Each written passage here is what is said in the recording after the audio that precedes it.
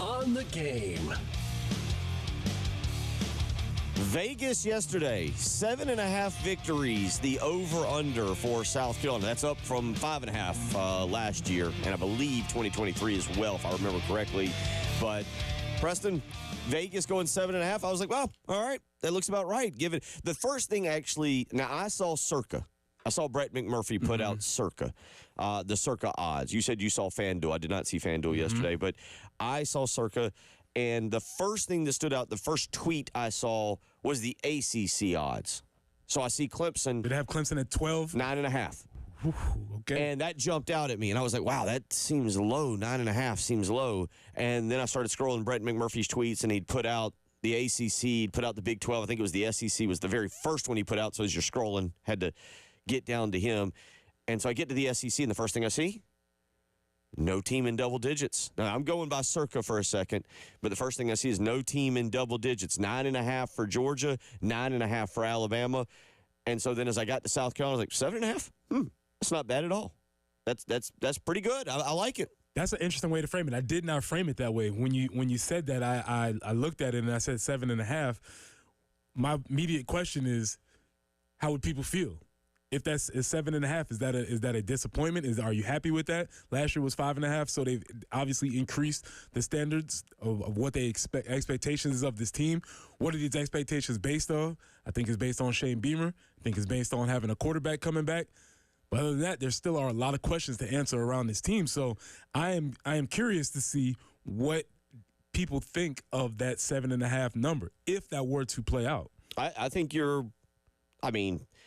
again, off-season topic fodder. This is irrelevant, but at the same time, it is relevant because it kind of gives you a gauge of what Vegas thinks. To run down it, Alabama, Georgia. This is, again, I'm going Circa at Circa Sports if you want to look it up.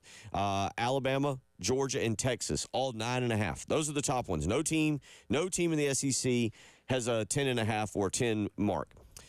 Mississippi, Tennessee at 8.5. Auburn and Texas A&M at 8. Okay, so that's the slight discrepancy between that because the FanDuel has Auburn at 7.5 and it has Mississippi at 8.5. So that's a slight discrepancy. Okay. There.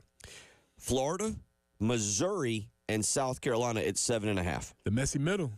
Seems was it JC that introduced the concept of peer programs? Yeah. That's the first time I had heard it. I really love that concept, and Missouri seems to be right there with us again. We've stuffed them in the locker several years in a row now.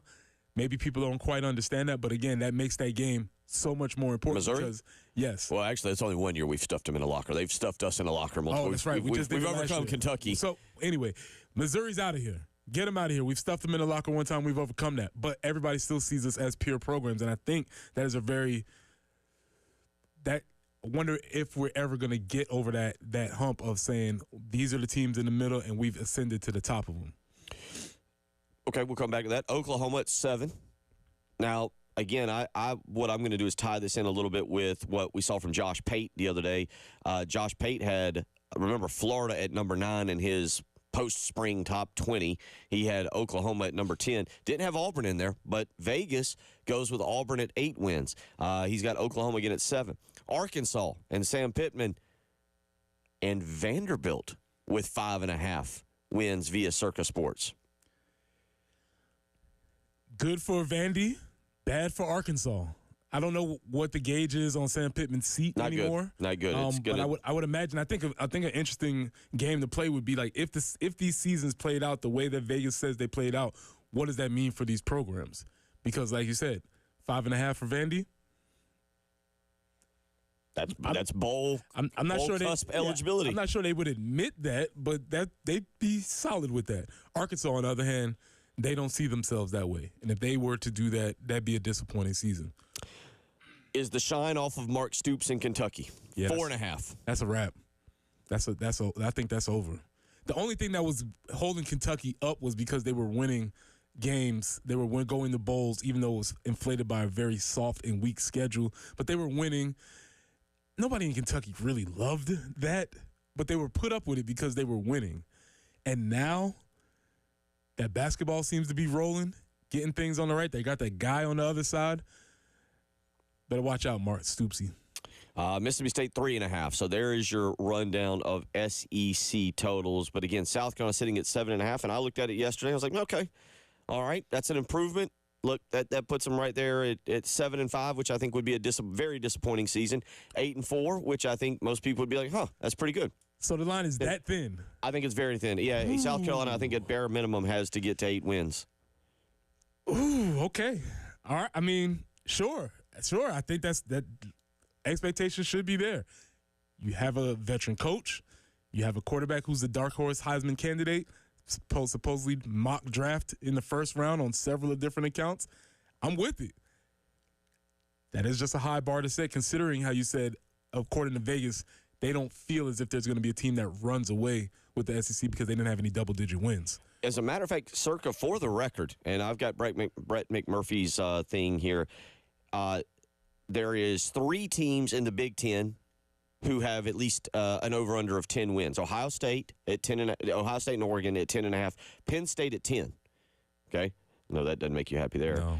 Nobody in the Big 12 has an over-under of 10, and nobody in, I don't know how you want to phrase this.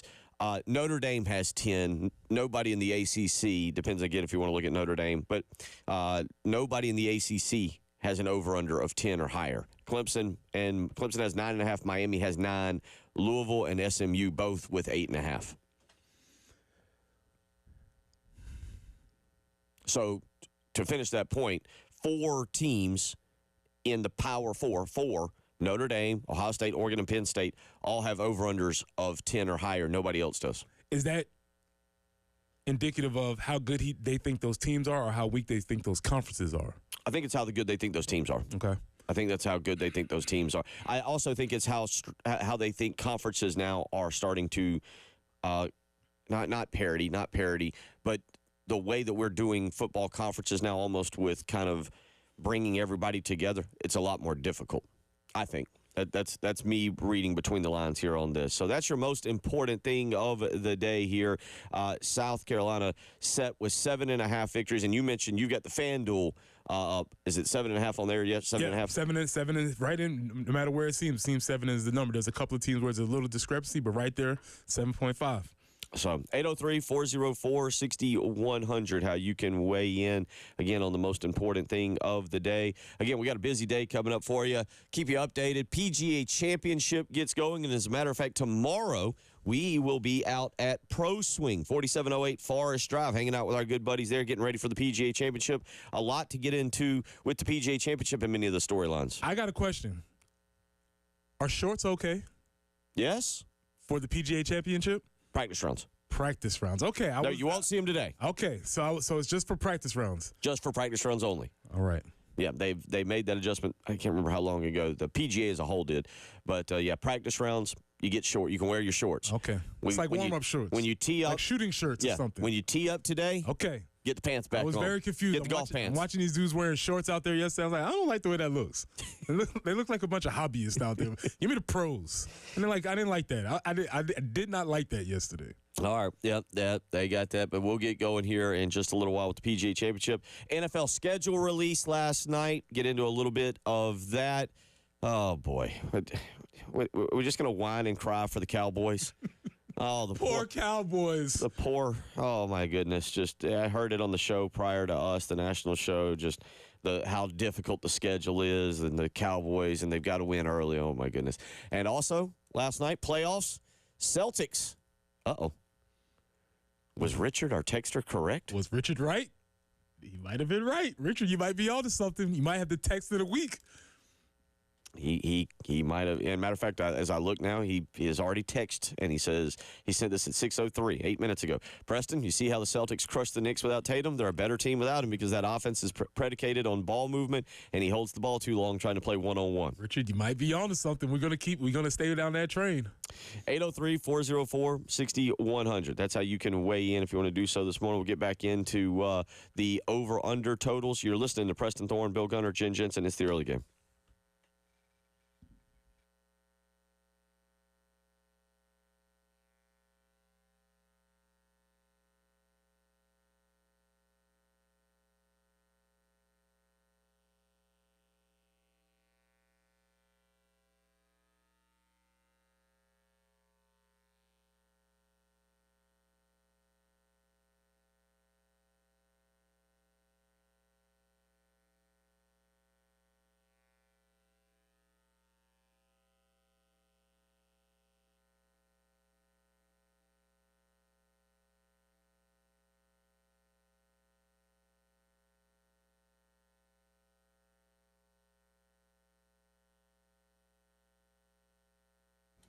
It's Jen for CHW Cabinetry in Lexington. When we redid that kitchen, had to kind of take it all down to the studs and rebuild it as far as all new cabinetry.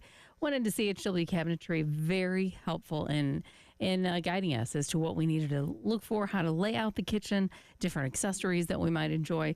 And once we did that, we got the photorealistic rendering of the kitchen before it was even done. So helpful to put the rest of the kitchen together. Pantries, you don't have to get your kitchen completely redone. You can have something changed in the pantry, like have some drawers added, and that certainly helps so you don't find something from 2015.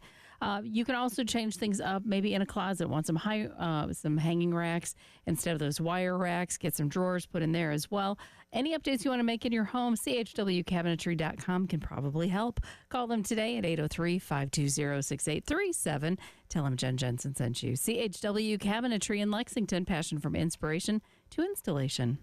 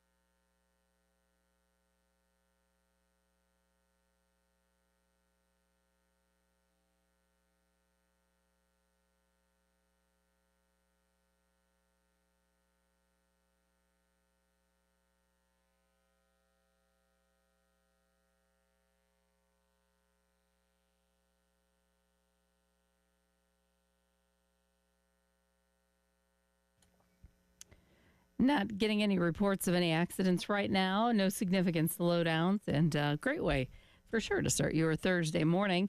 And we don't have any rain in the forecast for the immediate future, so that's also good news. Breezy at times today, warming up though. 89 today, 92 tomorrow, 90 on Saturday. Kind of staying in the upper 80s to low 90s really through the beginning of next week. Right now, starting off the morning a little bit breezy, 67 on 107.5 The Game.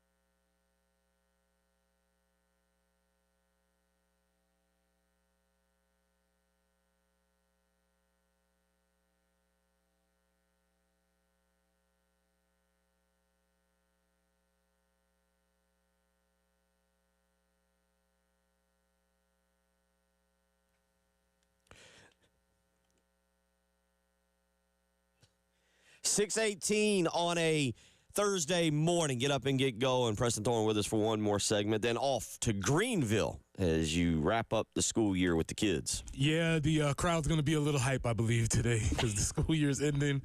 I believe we're brought in as relief duty today, so we'll see how this one goes. You're going to look around, all of a sudden it's just going to be you and Langston in the room by yourself with all the kids. Where'd all the teachers and administrators go? What happened? And they deserve it, so we'll see. 803-404-6100. So the most important thing we're kind of talking about this morning at this moment is yesterday, FanDuel and Circa Sports releases their over-under season win totals for everybody. And, Preston, things that caught your attention on that. Well, there's a messy middle, as there tends to be, and we are stuck right in the middle of it between these couple of teams. Missouri, Florida's right beneath us on FanDuel, right with us in Circa. I don't really pay attention to the top, necessarily the bottom. I always really focus on where we are, and there seems to be a contingent of teams that are going to have to scratch and claw their way out of that messy middle. South Carolina, both books put South Carolina at 7.5, and that's where South Carolina sits with that. Again, to run this down, yesterday, just 4 teams in Power 4 had a win total of over a projected win total of over 10. That would be, again, in the Big Ten. You've got Penn State, Ohio State, and Oregon. Oregon and Ohio State both with 10.5, and then Notre Dame being the other one. So let's go with a couple of these here. I'll start in the SEC. Auburn at 8. Now you mentioned there's a little discrepancy. Circa has 8. FanDuel has 7.5. Yes, and I'm not sure why on either one of them. I haven't really been paying attention to Auburn. The last time I saw Auburn last year was against Oklahoma. I think I stopped paying attention to them for the rest of the season. I'm not sure what they have going on. I'm not a huge believer in what they got going on. I know they Jackson Arnold transferred in. Mm-hmm. Okay. I'm not is that what's boosting them there? So I don't know what that means. But the reason why I do appreciate these lists is because maybe now I have to go and start paying attention and maybe see what Auburn was going on. But my first initial thought was, 5.5 or something like that. But I don't know. Texas A&M, they were at 8.5. Interesting because Texas A&M obviously came to South Carolina with a lot of hype, a lot of they were at that time were considered the leader for the or I think they were the leader for the SEC. I think they were undefeated in the league, and then South Carolina in the second half smacked them down pretty good. 8.5 though. Are we buying Texas A&M? Sell that. Sell that. I mean, they'll be fine. They have their talent, and I do like Mike Elko as a coach. Marcel Reed, I think, is coming back as quarterback. Is he back? So they have the combination of quarterback and coach that I've been looking for, but 8 seems a little bit high. I saw 8.5 on 8.5 seems very high for me. Yeah, I thought that was kind of up there myself. Kind of going through the list, Florida at 7.5. You mentioned the messy middle. Florida, Missouri, and South Carolina all listed at 7.5. Well, here's the deal. At 7.5, I don't think Florida's going to quantify for Josh Pate's top 10. Or where did he have him? Did he have him in the top 11, I think, where he had Florida? Josh Pate had Florida at 9, Oklahoma at 10. Yeah. Those two numbers do not work together. You can't get 6.5 or 7. You can't get 7.5 and finish in the top 10. That's not how that's going to work. So somebody's going to be wrong. We'll see how that works, whether it be Vegas or Josh Pate. I do like DJ Lagway. I do believe Billy Napier did a good job of salvaging that season last year because they were on the brink. It was really in a tough spot, and they did a good job of pulling that out. 7.5 is a big number. We'll see what games they win. Vanderbilt, 5.5. Let's go. Diego Pavia's back after every. You know I'm a Clark Lee guy. Yep. I like Clark Lee. Diego Pavia's fun. 5.5. I think Vandy would be very happy with that. All right, that's just some in the SEC. Let's go to the ACC. Clemson, 9.5. So let's do this again. Compared to Josh Pate, who had them number 1, 9.5 is not going to get you number 1 status. Right. 9.5 will get you somewhere between, I'd say, 5 to 8 or somewhere like that. Considering all the other teams you said are 9.5. I'm reading all the number. I can't in good conscience buy the Clemson Kool-Aid. I can't do that. But I'm reading everything they're saying. Dabo, quarterback, first-round talent, everything's lining up. If I was a Clemson fan, which I am clearly not, I would take that. Thank you for being clear on that. Yes, I want to make sure we're very clear on that. North Carolina and whomever's coaching North Carolina, 7.5. Under. Sell it. Sell it. Sell it. Sell it. Sell it. I don't see that. North Carolina would struggle to get to 7.5 when things were going great. When things are going good, they struggle to get there. That is a good season for North Carolina. There are no clear indications that would say that they are on that path. Sell that quickly. I'm going to back up for a second. Sneaky good team. I mentioned this. Clemson plays Louisville this season. Louisville and Jeff Brom, 8.5. I feel like that's a team to keep an eye on. I'll have to look at their full schedule, but that comes out of nowhere to kind of be in the playoff discussion mix, maybe similar to SMU last year. Jeff Brom's a good coach, up and coming. He's done a good job solidifying that program going back home. They lost their quarterback, their 25-year-old quarterback from last year. So I don't know what they have replaced him. I haven't really done the research on that. I'll check that out. But that piques my interest because 8.5 is a solid number. I mean, look, their non-conference slate is Eastern Kentucky, James Madison, Bowling Green, and then they've got their game against Kentucky. Louisville does play at SMU, and they also play a Friday night game at home against Clemson in November. They've got a trip to Miami as well. The schedule actually kind of suggests that they could get to that final stretch, Clemson, SMU, and Kentucky, and be undefeated. And, again, we're talking they just have to get through Miami. Do you trust them getting through Miami? Miami, by the way, I ask you this. Do you believe in the U? Miami, 9. I don't believe in Mario Cristobal. Okay. That's fair. I don't believe in Carson Beck either. Okay, also fair. Very true. So according to these calculations that I guess I'll have to take the under. Florida State, 7. I have no idea what's going on down there. I really don't know what's happening down there. I will reserve my judgment on that one, but based on the results from last year, I don't know. I would sell that. I would take the under. Going to the Big Ten, your boy, your disliked boy, James Franklin at over under 10 on Penn State. Unfortunately, you might want to cash that one. Oh, really? Okay. Yeah. That doesn't mean they win the big game. They'll win a lot of games. Will they win the big one? Probably not. But they probably will win a lot of them. Michigan, 8.5. No. Illinois. Well. Sharon Moore is suspended for 2 of those games. I don't know what that means or if that means anything. They lost a lot of first-round talent. I don't think they'll beat Ohio State again this year. Illinois, 7.5, right there, even with South Carolina. Ooh, is this happening? Is this becoming a thing? Yeah, we got 2 disliked teams in the Big Ten. I got to get to here. Illinois is 1. Well, 7. and I especially, I was supporting them for a while, but once my nephew sent me those hats from the bowl game, yeah, it's on. Okay. Yeah. All right. I think it's becoming a thing. Well, the articles that I've read, Illinois seems to be on the come up. They seem to be poised to make a move here. Brett Bielema just signed a new contract, so he's locked in until 2030, I believe. I don't know. We'll see. I'm going to skip several. Here. Let's go to our other Big Ten rival, Maryland. Remember, we don't like them. We've recruited against them. 4.5, Mike Loxley. Cash it. Okay. I'll take that. I thought this was interesting. Lincoln Riley and Southern Cal, 7.5. That's an obviously disappointment. If USC, if Southern Cal is talking 7.5, we got to be talking about moving on from Lincoln Riley because that's not why he was brought in. That's not what he was brought in there to do.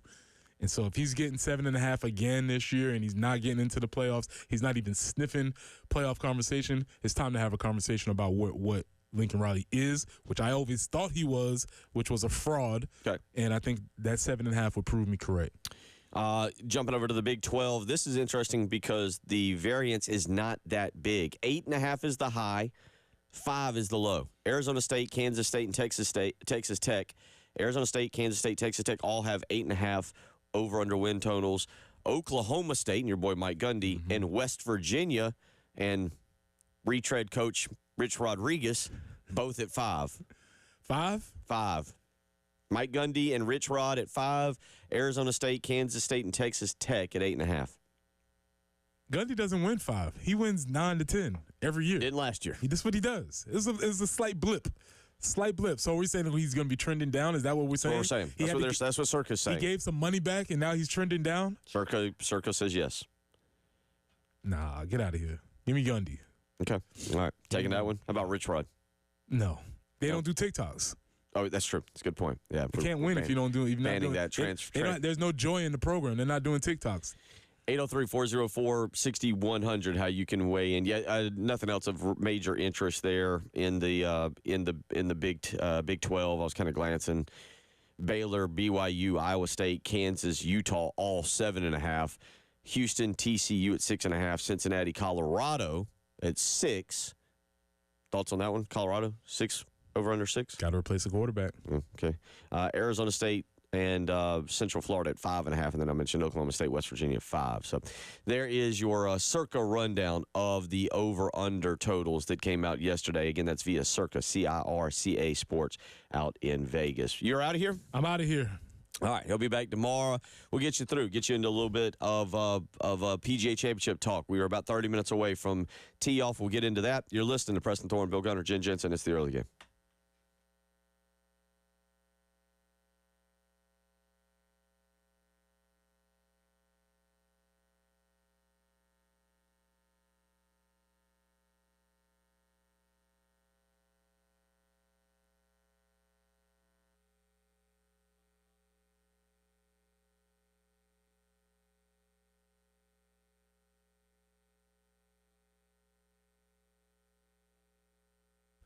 Do you really want to spend this summer battling weeds? Of course you don't. This is Preston Thorne from Midlands Landscape and Lawns, and I'm talking to the homeowners who are ready to say goodbye to all your lawn care headaches. Paul Rumenstein, the proud owner of Midland Landscape and Lawns, has one question for you. Are you going to let the weeds win this summer? No way. So achieve your dream lawn with Midland's Green Treatment Program. This isn't just lawn care. It's expert fertilization that nourishes your grass and eliminates weeds for goods. No more embarrassing bare spots and no more endless weed pulling. Just a beautiful, inviting outdoor space for your family to enjoy. So get a lawn you'll love, guaranteed. And Paul Rumenstein and Midscape Landscape and Lawns handle the work for you so you don't have to. Forget all the DIY headaches. Visit hateweeds.com right now. That's hateweeds.com or call them at 803-356-8080. That's 803-356-8080.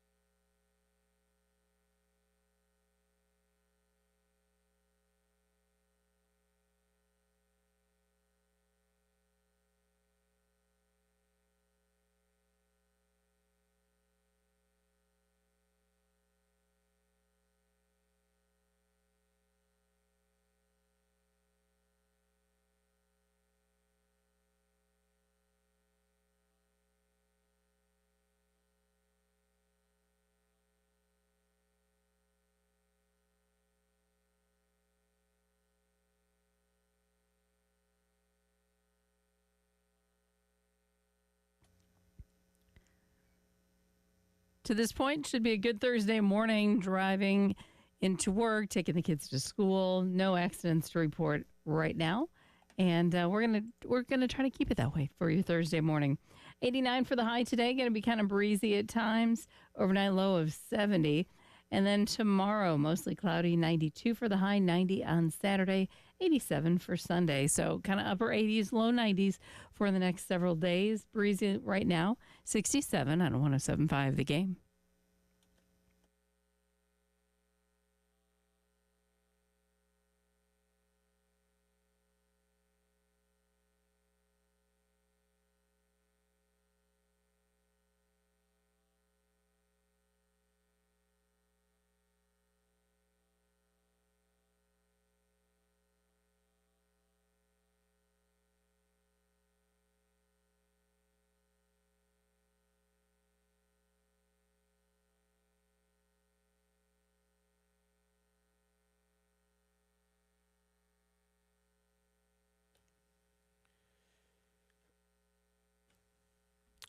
Six 6:35 on your Thursday morning. Hope you're doing well. Bill Gunner, Jen Jensen, Preston Thorne off to Greenville. School slowly starting to wrap up here for all the elementary, middle, and high schools, and hopefully you're up and getting the kids to school this morning. Just think, in about 2 weeks from now, at least I can speak for Lexington 1. About a week from now, that will not be happening. But 2 weeks from now, you will be into full-on summer mode. Hard to believe Memorial Day just around the corner.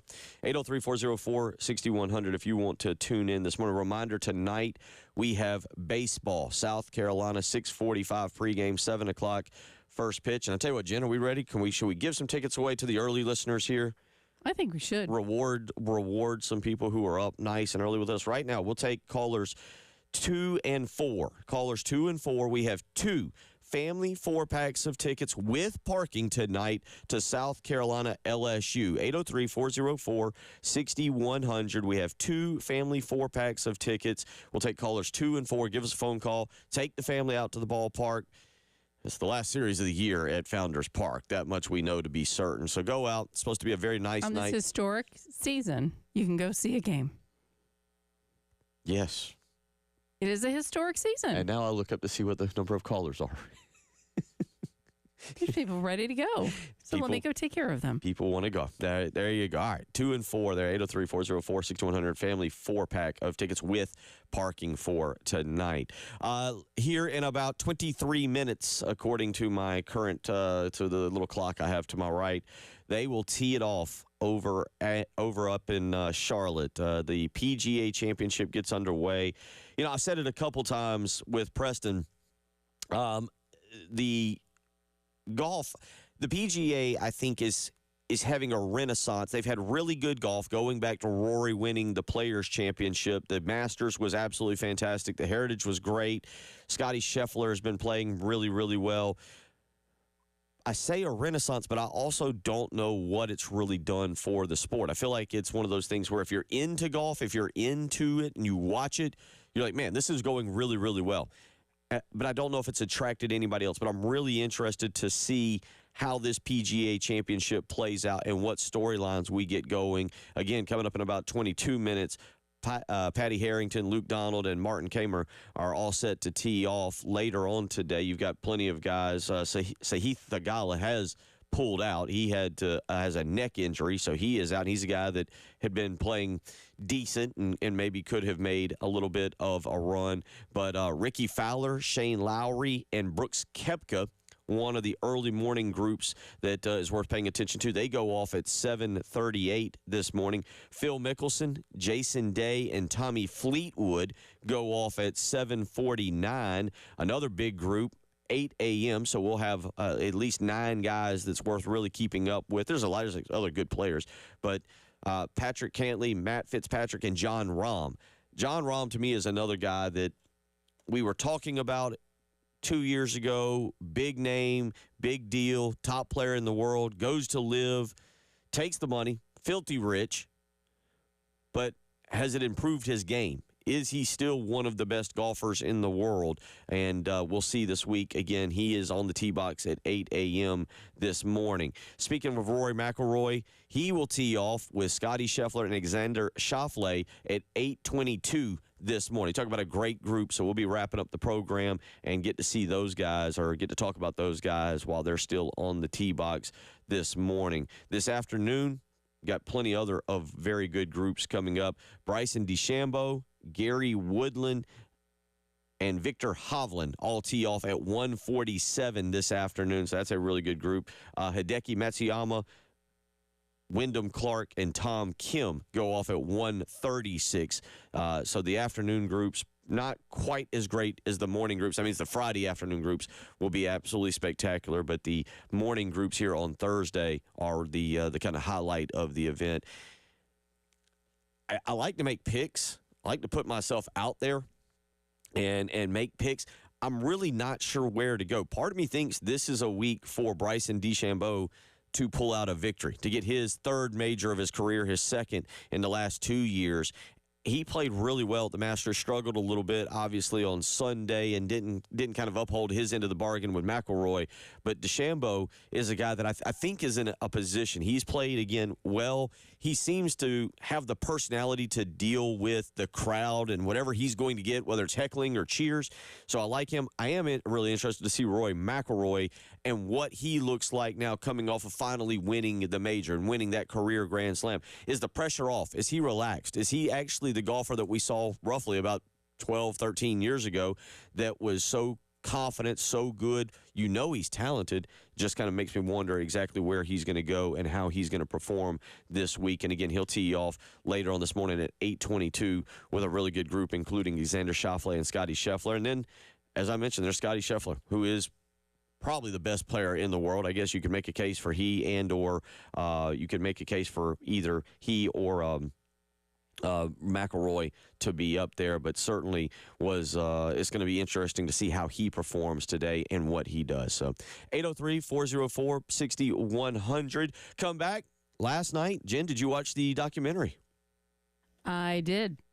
And I think some of it was, some of it had been obviously filmed a couple of years ago, right, putting it together.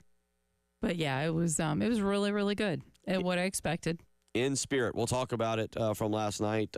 Hopefully this time I will not cry. There might have been a tear or two that came out last night. Allergies were pretty on high last night. That pollen is really getting to me.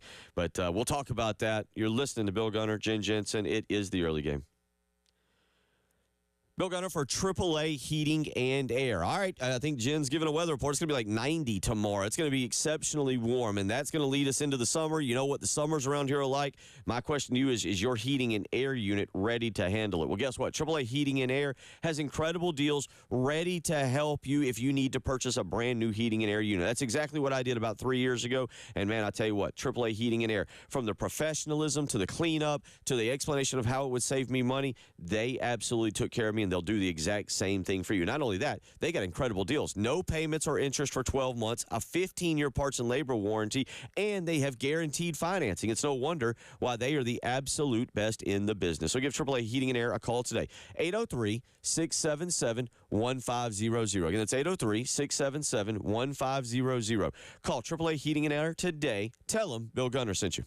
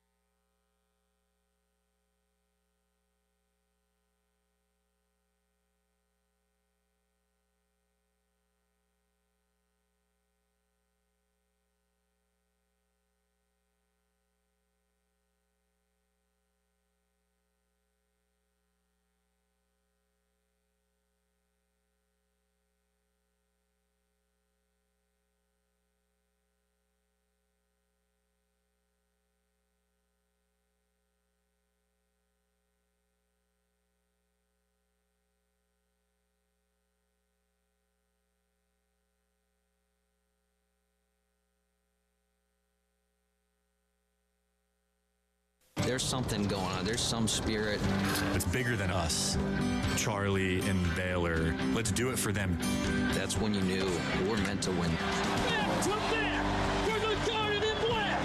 Let me tell you a story about how two brave boys taught a team to never give up.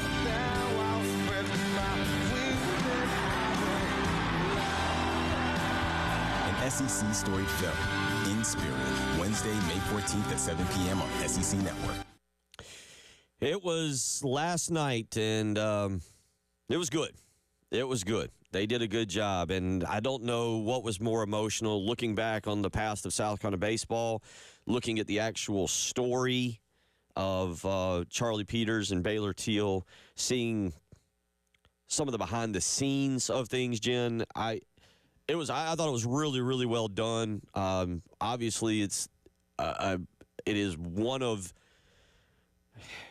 probably in my I'm trying to think here, is probably one of the greatest accomplishments that I've ever seen South Carolina athletics do. I've seen Dawn Staley win championships. I don't think people will ever completely understand the Final Four run that Frank Martin made. Mm-hmm. And I would actually say that might be one of the greatest accomplishments because of the history of South Carolina men's basketball. Yeah, fair point.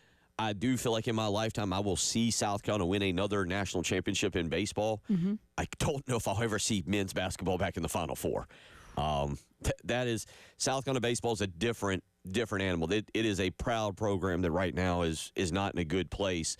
But we've seen it'll get back. Yeah, I'm with you on that. But your thoughts on what you saw last night? Yeah, I mean, and if you look at that team and the roster from both years, think about how many MLB players came out of that. I mean, it was clearly a really special team. The connection with the Teal family. I had the pleasure of getting to know them just a little bit through a radiothon that we did with another radio station in town, and so watching their journey and I had forgotten until I saw it yesterday, where when they tried to get them to the College World Series just after Baylor had passed, and everything that went into that. I mean, just the community rallied around them, the team rallied around them, but yet those guys were just really special to embrace both Charlie and Baylor, and it was pretty spectacular to be able to revisit that and just realize that, sometimes there are things that are just bigger than sports.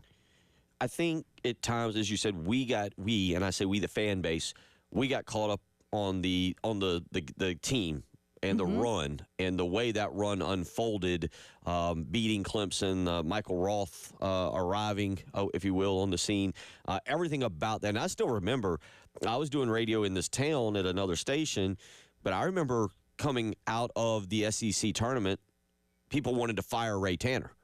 Yeah. They were not happy. I mean, it was the first team, the 2010 team. It was one of those things where people were like really upset. And South Carolina obviously loses the first game in the College World Series there, and then goes on an incredible run over the next 2 years and all the things they did. And I think we got caught up in that. So maybe at times, even though maybe some people did, but I would say the vast majority was more caught up in the team than what the storylines were behind the team and maybe fueling them a little bit. Yeah, I don't know. The team was special, and I think they rallied around them for sure. And maybe not as many knew. I don't know, as far as everything that was going on with the Teal family. But again, it seemed like they just had, not trying to be trite or anything, but they had an angel on their team that just helped them along when the times that they should not have won, or quirky performances by an opposing team. Like, where did that come? It's like there was just some mystical things happening to really make that run special. Was it year one or two? It was the second year. You talk about that, where Virginia, and all of a sudden, I'm blanking on the pitcher's name, that was just mowing South Carolina down, just shutting them down. All of a sudden, he got sick and got hurt, and they had to pull him from the game. I go back again, for people that forget that run, starting in 2010. I'm telling you, I'll never forget it. South Carolina went to Regions Park, went to Birmingham, and lost to Mississippi 3-0, lost to Auburn 3-1. And I remember doing, again, a radio show here in town, and people were calling and saying Tanner, the game had passed him by, that he couldn't get the team back to Omaha, that he couldn't do this and couldn't do that, and that it was time for South Carolina to find a new up-and-coming coach. There was a lot of anger. And then South Carolina goes on that run. They win the regional 3-0 over at says Carolina Stadium, so I don't think that was Founders Park. Yeah, that was not Founders Park. No, not yet. Beat Bucknell, Citadel, and Virginia Tech. Went to Coastal Carolina and won that particular series. The incredible home run by Christian Walker where they win Game 2, 10-9, and then go to the College World Series and then lose to Oklahoma 4-3 in the opening game before rolling victories over Arizona State, Oklahoma, back-to-back over Clemson, and then the 2 wins over UCLA. That was a magical. The second year was awesome. Yeah. The second year was awesome. It was almost like, well, when they got to the second one, we were almost like, well, we kind of expect this. You're right, exactly. Whereas got spoiled again. The first one was, but last night was really, really good. I didn't look. I didn't think to look when it will air again, but I'm sure it will. Coming up. We'll look that up in the break, and that way anybody that wants to see it again. And it was. I was kind of like when Tommy Moody spoke for a minute, and they put him in there, and it's like, oh, okay. But that was great to incorporate him. You were hearing the calls from Andy Demetra, and but overall it was great to relive that and just again the importance of some young kids on a team. You mentioned Tommy. There's a lot of things I didn't. Now I'll try not to cry on air again, but I didn't think about that last night. Mm-hmm. There was a lot going on. Looking back at that again, looking at the run of it, looking at the behind the scenes of it, the emotional storylines, getting to hear from the parents. I didn't know I don't know the Teal family, and obviously I don't know anybody with the Peters family there, but seeing some of that behind the scenes was very, very emotional, and then also things that we don't see, that we don't know about, and this is kind of what I mean, seeing some of the video of the guys and the team at the Children's Hospital out there. Mm-hmm. Yeah, because they were good about visiting the Children's Hospital here, and so they extended that, especially when Charlie became a part of everything. And it was fun to see how what Charlie was up to now. He's doing professional Frisbee golf or something like that. Yeah. But I mean, what a fun time for him. And again, just as much impact as Baylor had, it seemed like Charlie just they embraced him as well. And felt like he too had some kind of magic powers for them. Really? But yeah, I love watching them interact with kids at hospitals. Yeah, again, a lot of behind the scenes stuff. We'll look it up in the break and see if we can find out when it airs again and let you know coming up in the 7 o'clock hour. Speaking of the 7 o'clock hour, John Whittle will join us. We'll talk a little bit about how the season's gone. You've heard from Jamie Bradford. We'll hear from John Whittle, the two guys who probably know as much about this baseball team, this baseball program as anybody out there. We'll get John Whittle's take on it. We'll also talk about the documentary last night. Coming up at 8:30 this morning, Josh Harris joins us. We've got our Corley Pool Solutions Checkered Flag Challenge. Coming up next, though, Braves lost last night, but they're playing better. We'll do a little chop talk. You're listening to the early game.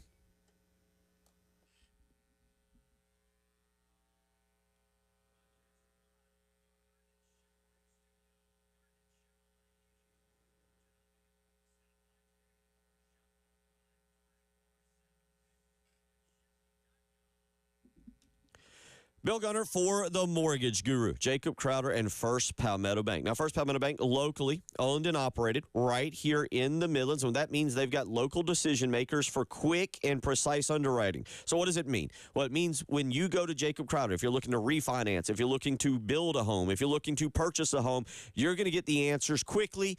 And most importantly, you're going to get the best answers on the interest rates, the down payment, how much your monthly mortgage payment is going to be. That's why Jacob is the Mortgage Guru. He's got great people behind him, but let me tell you, he knows exactly what he's doing. The process that I had with him, very easy, very streamlined. It worked perfectly, and he put me in that home that I live on out on Lake Murray. So he'll do the exact same thing for you. You just got to give him a phone call. Call him today. Tell him Bill Gunner sent you, 803-719-1005. Again, that's 803-719-1005. You can also email him the letter J, Crowder, CROWDER, at firstpalmetto.com. Give the Mortgage Guru, Jacob Crowder, a call today.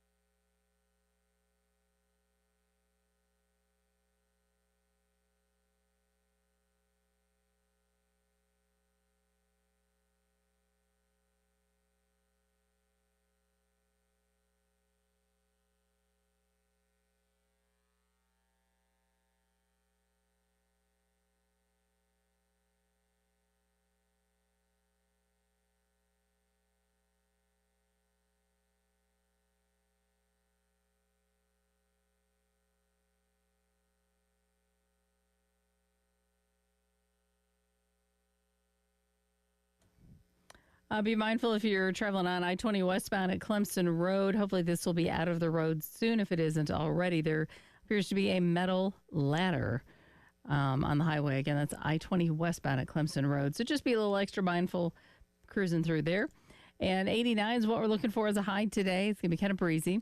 92 tomorrow, 90 on Saturday, 87 on Sunday. Kind of staying in the upper 80s and low 90s for the next week or so. So we welcome that. Right now, 67 with a breeze on 107.5 The Game.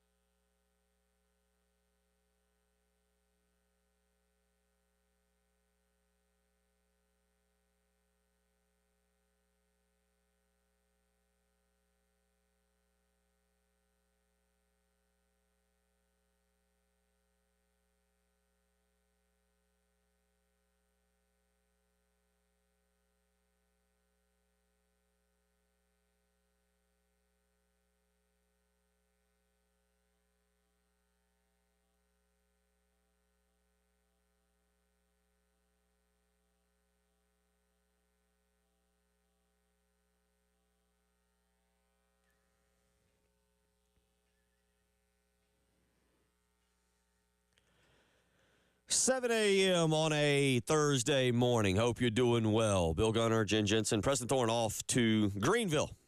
Getting the kids fired up about some reading here as we start to wrap up the school year. He will be back tomorrow. We will be live tomorrow from Pro Swing, 4708 Forest Drive, as we'll be getting you ready for the PGA Championship that is teeing off right about now up in Charlotte at Quail Hollow.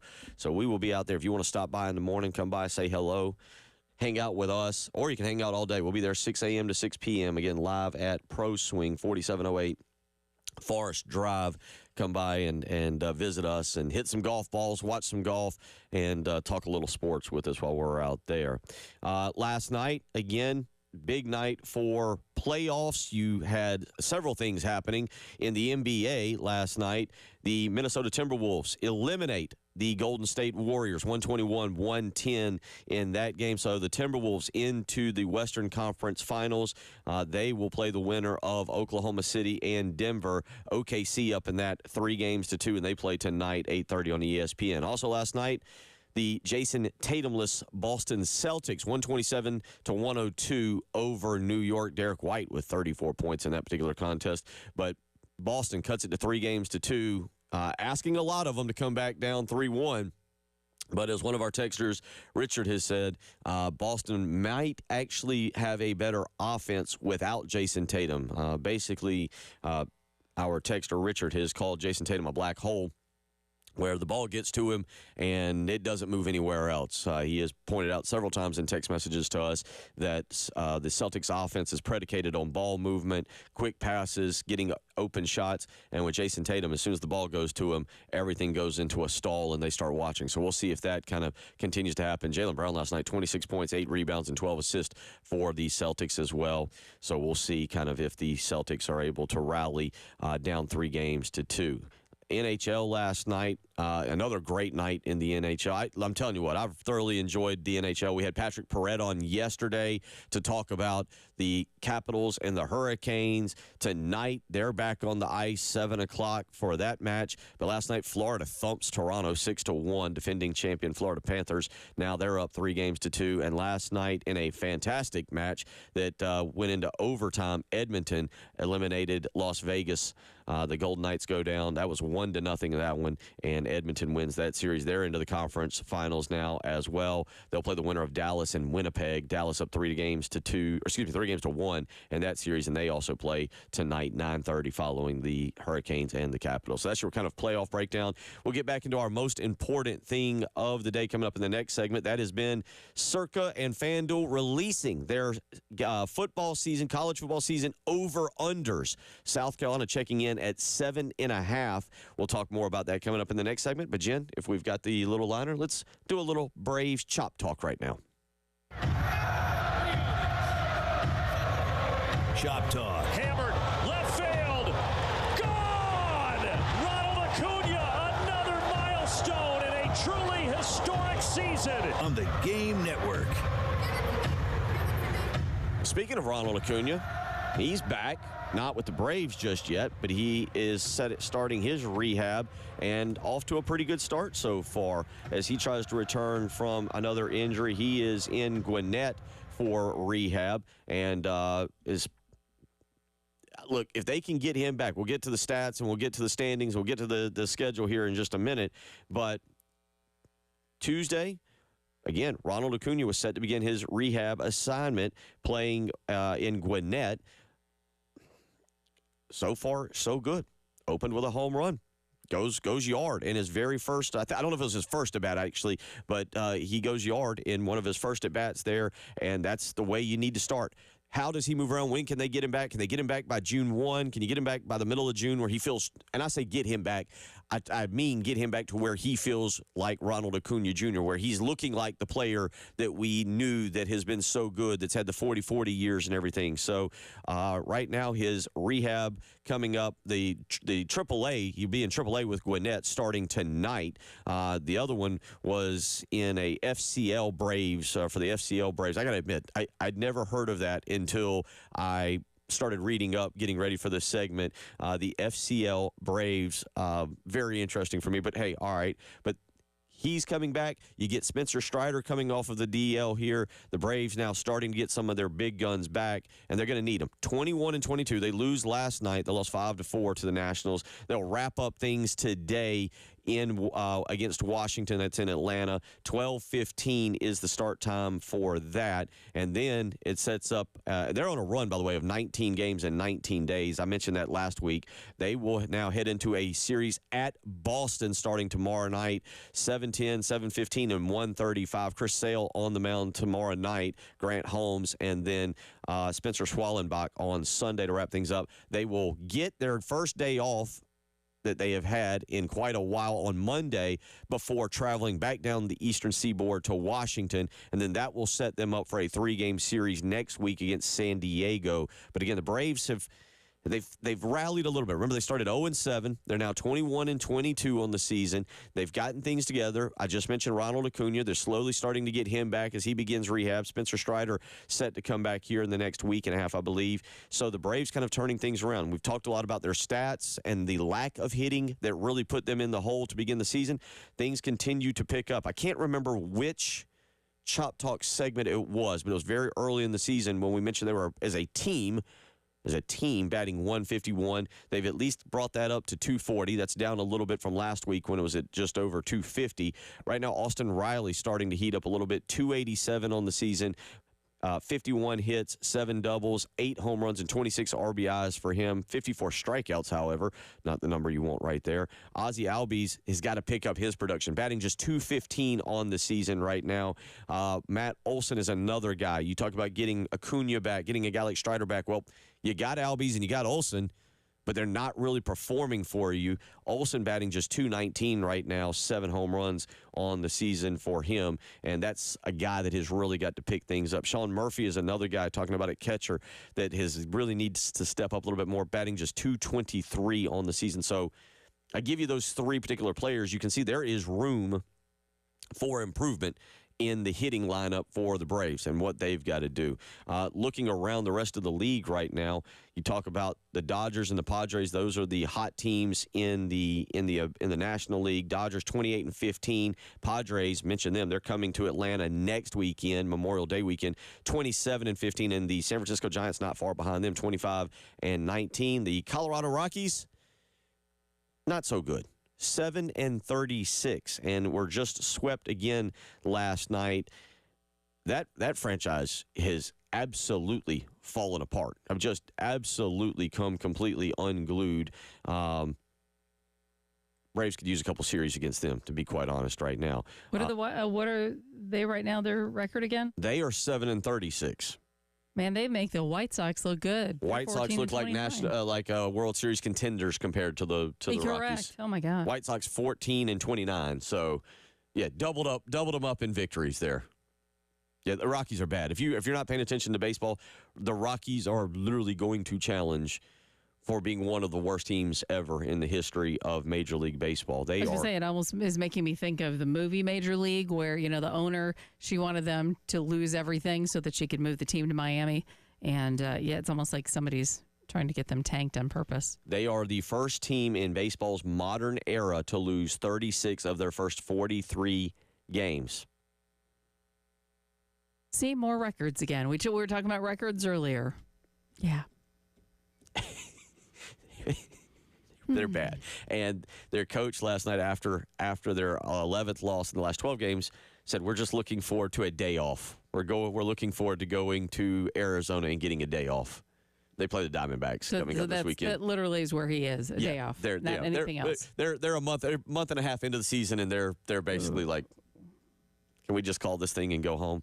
That's the real quick rest of the National League real quick for the rest of the standings. Central, Jen's Cubs, one game up on the Cardinals, 25-19 of the Cubs. Brewers. Yep. Our streak is not as good as it was, though, boy. The Cardinals are, I think, 9-1 in the last games or whatever, so we need to pick it up. Yeah, they had won, I believe it was 8 straight and lost. The Cardinals had and then lost and bounced back and won yesterday. They're 24-20. Brewers 21-23. Reds 20-24, and the Pirates trailing the NL Central 15-19. And obviously the National League East, Mets 28-16, Phillies 25-18. They lead the way there, 6.5 up on the Braves of the Mets. The Braves are 4 games back behind the Phillies, and then you got the Nationals at 18-26 and the Marlins at 16-26. National League right now, you've got the Yankees 25-18, Blue Jays and Red Sox right there behind them, and then you got the Rays and the Orioles. And the Orioles were a franchise that looked like they were ready to take off. Lots of young talent, good players. They've come completely unglued themselves. They're 15-26, 9 back in the AL East. In the Central, the Detroit Tigers leading the way, 29-15. The Guardians 25-18, the Royals 25-20, Twins, and as we mentioned, the White Sox bringing up the rear in the AL Central. And in the West, the Mariners lead the way, 23-19, one game up on both the Astros and the Rangers. A's 22-19, and the Angels 17-25. So there's a little bit of chop talk this morning. Again, we'll continue to monitor the Braves, talk about them each and every Thursday at 7 a.m. Come back, we'll get back into the most important thing of the day. Circa Sports, FanDuel has released their over-unders on Gamecock wins, football season wins this year. We will get into that a little bit and try and get you an update. Jay from the Interstate weighs in. Who's your pick for the PGA Championship? Hard to pick against Rory or Scotty with the course setup and length. Those two versus the field? Probably so. That's probably the direction I would go, Jay. I definitely think that seems like the great picks to take. 803-404-6100. You're listening to the early game.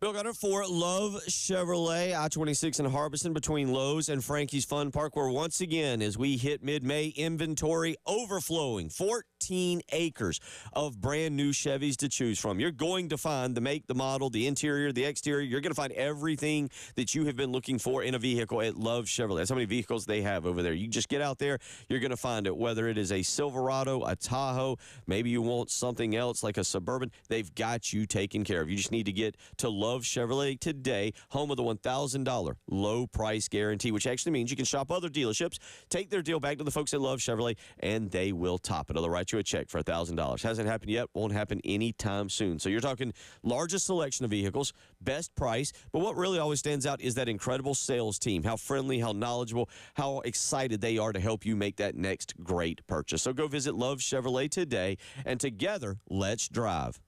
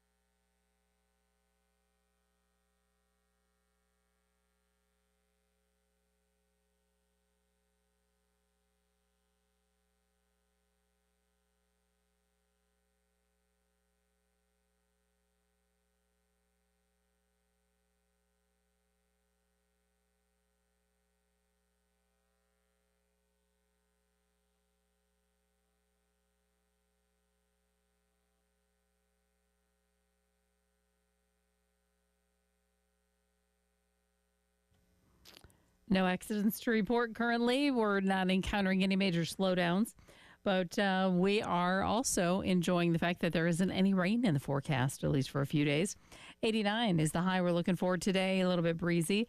92 tomorrow, 90 on Saturday, 87 on Sunday. No real rain in the forecast, still maybe about Wednesday, so enjoy some little more summer-like temperatures for a few days. Currently 67 with a breeze right here on 107.5 The Game.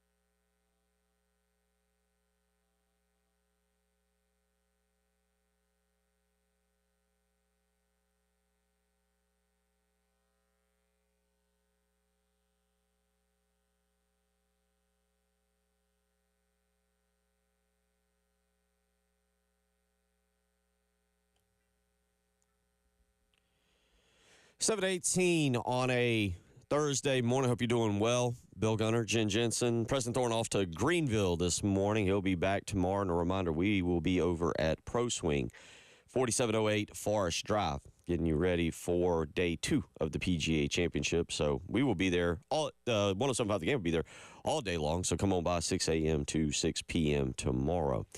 We've been talking about our most important thing of the day, and that was centered around yesterday. Circa Sports and FanDuel both put out their over-under win totals for the 2025 college football season. Four teams in the Power Four.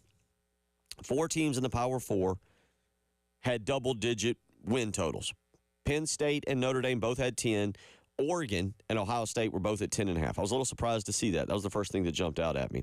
Clemson is at 9.5. I'm going off of Circa Sports currently. This was on Brett McMurphy's Twitter account. Circa Sports had Clemson at 9.5.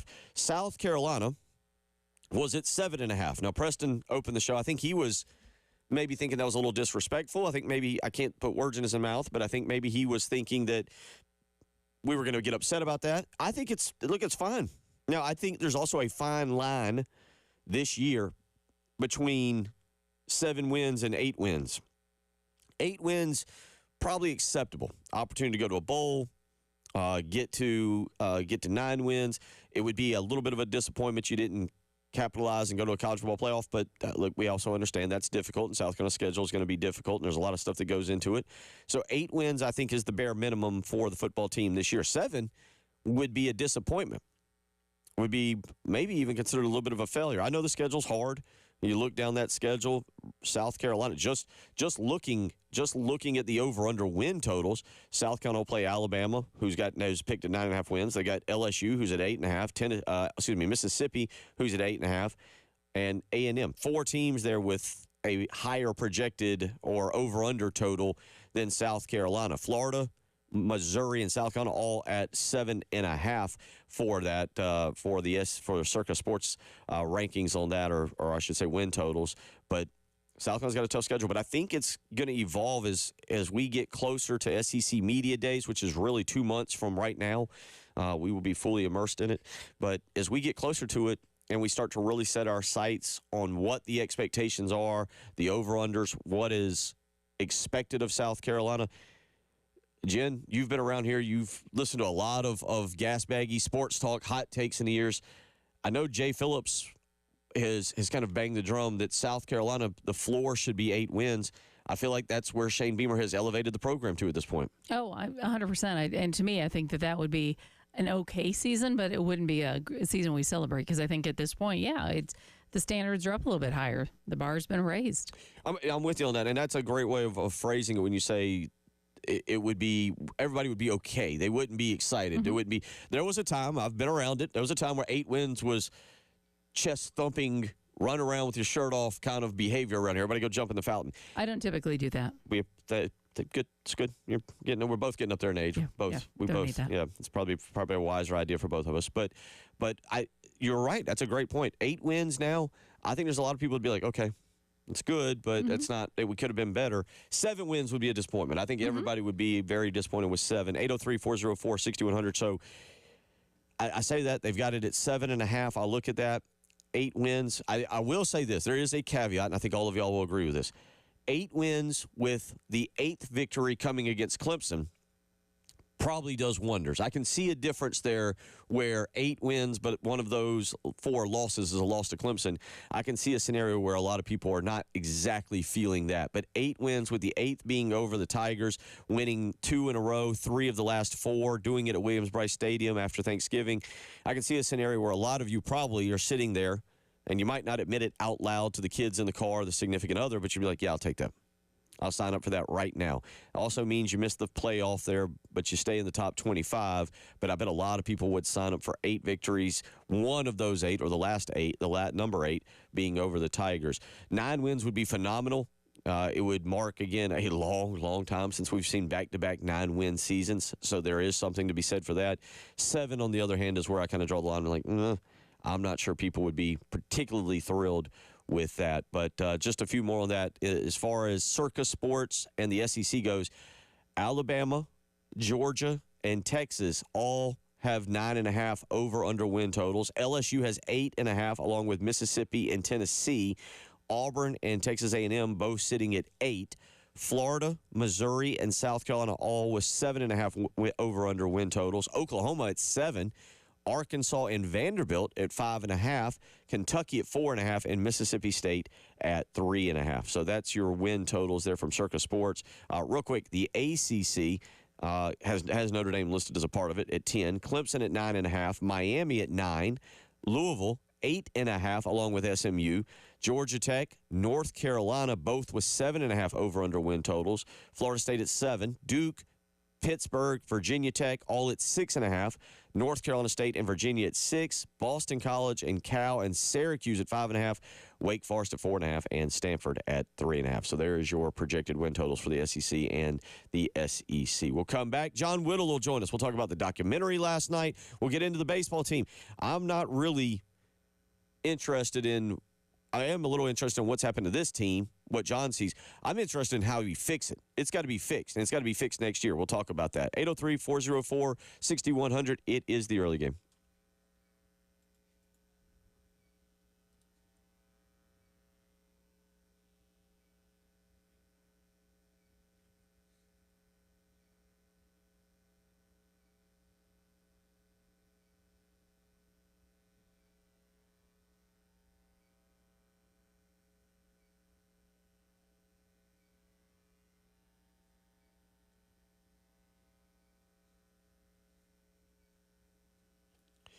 Bill Gunner for Mid-State Roofing, where for 30 years they've been the proven leader in the roofing and waterproofing industry. And 30 years is a long time, but it's that history that is your assurance that their professionals will provide the proper advice, service, and the results to the needs of your facility. They're going to do it in a manner that's both safe and pleasing to you and your operation. Whether it's your home or your business, whether it's high-rises or hospitals, manufacturing or industrial, Mid-State Roofing designs and installs bonded systems with a protective guarantee that'll keep your operation dry and running long into the future. But most importantly, they do all of this 24 hours a day, 7 days a week. That's right. You give them a phone call right now, 7:25 on a Thursday morning. They will have an on-call technician ready to answer your phone call and discuss your issues. So call today, 803-356-1919. Again, that's 803-356-1919. You can also visit them on the web, midstateroofing.com. If you've got a leak, let Mid-State Roofing take a peek.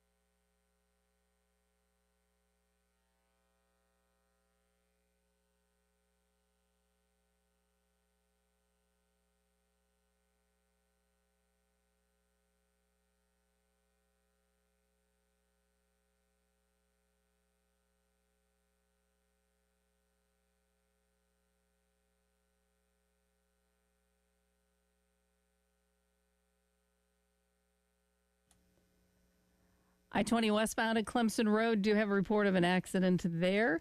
And your forecast?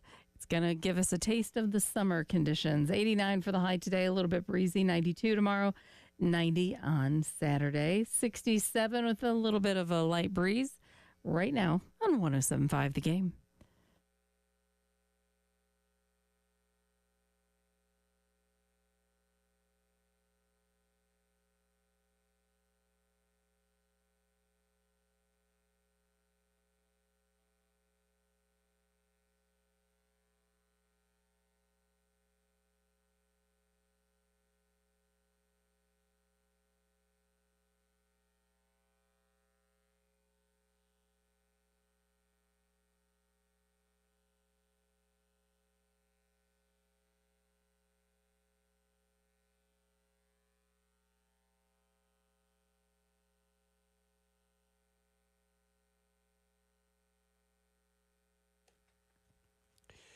.30 on a Thursday morning. Hope you're doing well. Bill Gunner, Jen Jensen, and joined now by the one and only John Whittle. And Mr. Whittle, I know early hours, you normally inform me when you're up early, so I appreciate you taking time to get up bright and early this morning to join us. Absolutely. Always happy to alter my schedule just a tad for you, Mr. Gunter. Well, you got about 10 days left, I reckon, of baseball. But let's start last night. Did you get a chance to watch the In Spirit documentary? That was something that you lived, covering the team, following the team, being out in Omaha. It was honestly part of your yearly schedule at that time. You just went ahead and penciled it in and told JC to stroke the check, and you'd be out there to cover it. But did you get a chance to watch it last night? And if so, what was your thoughts? Well, first of all, you're such a pessimist saying that there's only about 10 days left of this thing. Come on now. There could be a little bit longer. You never know. But I hate to admit I haven't watched it yet. I have it sitting on my DVR. I didn't get to see it last night, unfortunately, and that's a bad thing for me to say on the radio. I've heard from several folks that it's a real tearjerker, and I really look forward to watching it. What do you remember about those teams, about those players in particular, just the characters that they were, about how all of that kind of came together? I mean, those teams had so much personality, and the two teams were so different in terms of like how those seasons went. That 2010 team, they got out to a not a great start. Ray Tanner went on a bit of a rampage after losing the series to East Carolina early in the year. There was loss to Clemson, in the regular season. You get out to Omaha, you make it. You get out to Omaha with everything that happened during the regional and the Spirit Stick and all that stuff, and then there's rain, and you're playing till the wee hours of the morning, or not the wee hours of the morning, late at night, close to midnight most of the time. After losing the first game, like it was just that season was just. There was so much unexpected that happened. It wasn't the smoothest ride, but that team just kept fighting and battling, and all the injuries and so forth. And then 2011, just felt smooth sailing the whole way almost. I mean, there were some ups and downs, a little bit of adversity here and there, but it felt so much easier compared to the season before. And both were really unique too. Like, you closed down Omaha or Rosenblatt Stadium by winning the last championship at Rosenblatt Stadium, and then you win the first in the new park. The bats changed from one year to the next. You had a bat that was much more pitcher friendly, I guess. Didn't have the same type of exit velocity. It was just different. It was just two very different years, and I think that shows how different both of those teams were, and how good both of those teams were, how they could be so good in different ways, I guess. So, those were two pretty magical seasons, and both of them pretty different that ended in the same manner. Walk me back through what you remember about the night that Michael Roth had against Clemson, because there's a lot of great moments. There's so many great moments, but it feels like that was kind of the beginning of South Carolina baseball really just taking off, and how you remember that kind of playing out. Well, I remember Michael Roth a little bit differently than maybe some folks did. I remember him being so good his freshman year, but in just a completely different role. Obviously he went out and did what he did against in the College World Series. Like he went out there as a starting pitcher and gave South Carolina everything he had, but he had been doing that throughout the season, just in a completely different role. And some folks think that he kind of didn't play a big role until in that Clemson game, but he had played just a different role. But he went out there.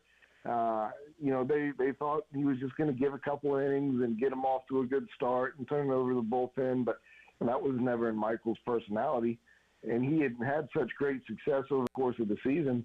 It wasn't too shocking to some folks that he was able to go out and give them a lot more. Now, going out there and throwing a complete game, 1 earned run, 3 hits, 4 strikeouts against a really good Clemson team. That was a little bit surprising that he did all that. But man, that guy made a name for himself that night that he would have forever, even if he just had that one night. And he had so much more than that one night over the course of his career. Ray Tanner didn't think that he was a pitcher coming out of high school. He thought Michael Roth was a hitter and first baseman, and things didn't quite come together that way for him. And I think deep down Michael would have loved to have that success as a hitter, but being able to become a big leaguer and make your name like that at South Carolina for doing what he did is certainly incredible. John Whittle joining us, thebigspur.com this morning, talking about the 2010-2011 Gamecock baseball team. But now let's shift our focus. Your opinion, what has gone wrong? Everything's gone wrong. There's been injuries and pitching has struggled. Do you have an explanation for it? Do you see something that has kind of caused this thing to spiral out of control in terms of SEC play? How long we got, Bill? I can keep you for an hour and a half too, if you want to. Yeah, it's obviously been a real challenge, this year in SEC play, and I think you look back and at the start of the season and kind of what expectations were and how things have come together. And I don't think too many people thought that this was going to be some sort of incredible South Carolina team. I remember projecting that South Carolina would be sub 500 and in the SEC.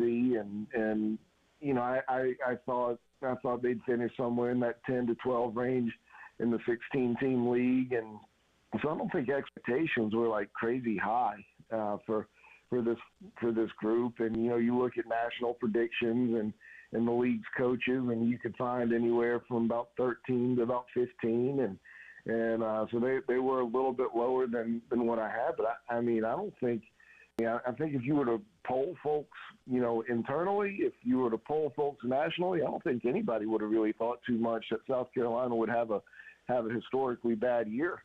And, they've lost Eli Jerzenbeck, and they lost Talmadge LaCroix, and they lost Nolan Naraki, but still at the same time, I didn't expect anything like this. But, you go back and you look and the talent level isn't what it needed to be able to compete for championships. But, I don't think that and I'm sure that it's not at this level either. So I would say there's it's been a struggle for this coaching staff to bring out the best in what these guys are and in who these guys are. And I think it's been a lot on the pitching side. There's been a huge overhaul in kind of the approach from last year to this year from an offensive standpoint. So I think that's played a factor into that piece of it. There's just been so much that's gone wrong, but the game starts and ends with the pitching staff, and you look at what this team is and what it should be, and you had so many guys who were returners who have taken a big step back from how they performed last year. You have guys who've come in who haven't really lived up to the expectations, and when you start looking and seeing so many guys underperform, I mean, you wonder about the position they're put in to be successful. It's not one guy here or there. It's basically the whole staff. Brandon Stone was the number one junior college player in the country coming into this season. He's pitched, and he's pitched well at times, but I wouldn't. I'm shocked that he's sitting there with a ERA of almost 7 on the year. I mean, some of the stuff is just a little bit mind-boggling to me. So, it's been a challenge this year. It's been a real challenge, and it's really gotten ugly towards the end. So that brings us to the big question: what has to happen in the offseason? I mean, what is it? Is it as simple as, well, they've just got to get better players? You mentioned a change in hitting philosophy. Like, what this has to be fixed next year. I think we all agree it's not a 2 or 3 year rebuild. Your opinion of what has to happen in the month of June and July to get ready for the fall and fall practice, and then get ready for January and February of 2026? Yeah, I mean, it's a great question. A lot is going to depend on what Jeremiah Donati wants to do. Is this the route that he wants to continue to go down? This is a staff he inherited, but he also inherited the staff with some major contracts. And does he want to change directions of the program? Paul Maneri came in here, basically saying that he's not going to be here very long. And is he the right guy to try to rebuild this thing? Because he said he wanted to take over a program that needed a rebuild. He said he was taking over a program that just kind of needed to be taken up to the next level, and I feel like that's true. South Carolina was a regional team, this time last year, and a super regional team the year before that. And there were certainly some things where that prompted a change in coach, but the program wasn't in a terrible spot, and you've got two probably top 100 picks in this year's draft, and Ethan Petrie and Nathan Hall. Like not only do you have to go out and replace players that you think are not very good, you got to go out there and replace 2 guys who are going to be picked in the top 3 rounds. So, like, there's a lot to replace. So, if you feel like you've got the right coaches and staff, if you're Jeremiah Donati, then you've got to support them to go out and into the transfer portal and get a whole lot of guys, because they don't think that the guys on this roster are good enough, and that's going to start by going out and getting a bunch of pitchers. I mean, I don't think that there's going to be a whole lot of guys from this year's team that return, and the coaching staff hasn't been able to get a whole lot out of them anyway, so that's probably a good thing for them from that standpoint, to be able to go out and get a lot of guys. But with revenue share likely coming, I mean, that House settlement still has to pass. It's going to bring dollars down that are spent in the SEC. I mean, you've got teams that are spending probably around $3 million or so for a roster, and with revenue there, that's just not going to be that possible. So dollars are going to be a little bit more even, and you got to figure out a way to sell to players that you can come here and win, and that's going to be difficult to do. So I don't. It's going to be tough next year to put together a team that can meet the expectations that are that are set around here at South Carolina. I just see next year is going to be a really big challenge as well. John, we appreciate it, buddy. A lot of good information, a lot of honest information, and always appreciate your time. Yeah, absolutely. Appreciate you, Bill. Take care. John Whittle, one of the best in the business at knowing what is going on with South Carolina baseball, and that's a tough statement that he just made right there. It's an honest, frank opinion of the program. We'll talk about that when we come back. You're listening to the early game.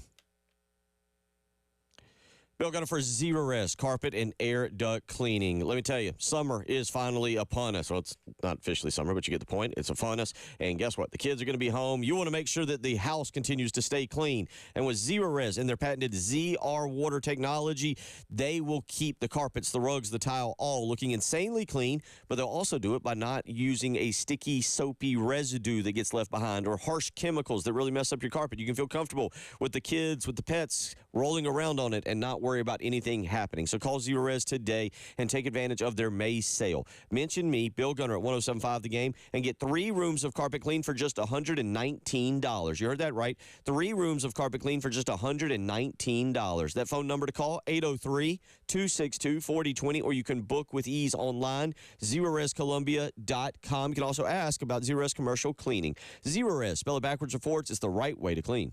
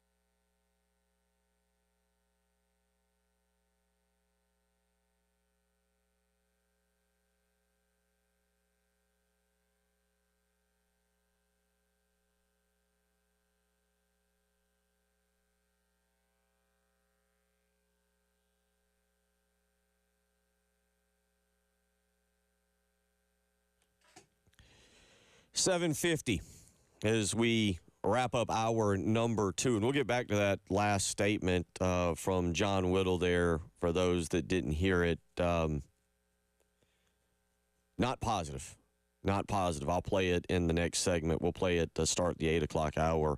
But it was an honest evaluation of the program. And that's, look, from, South Carolina baseball fans are not used to having a bad team. But it happens. Just look at Florida State. Florida State goes, Florida State football.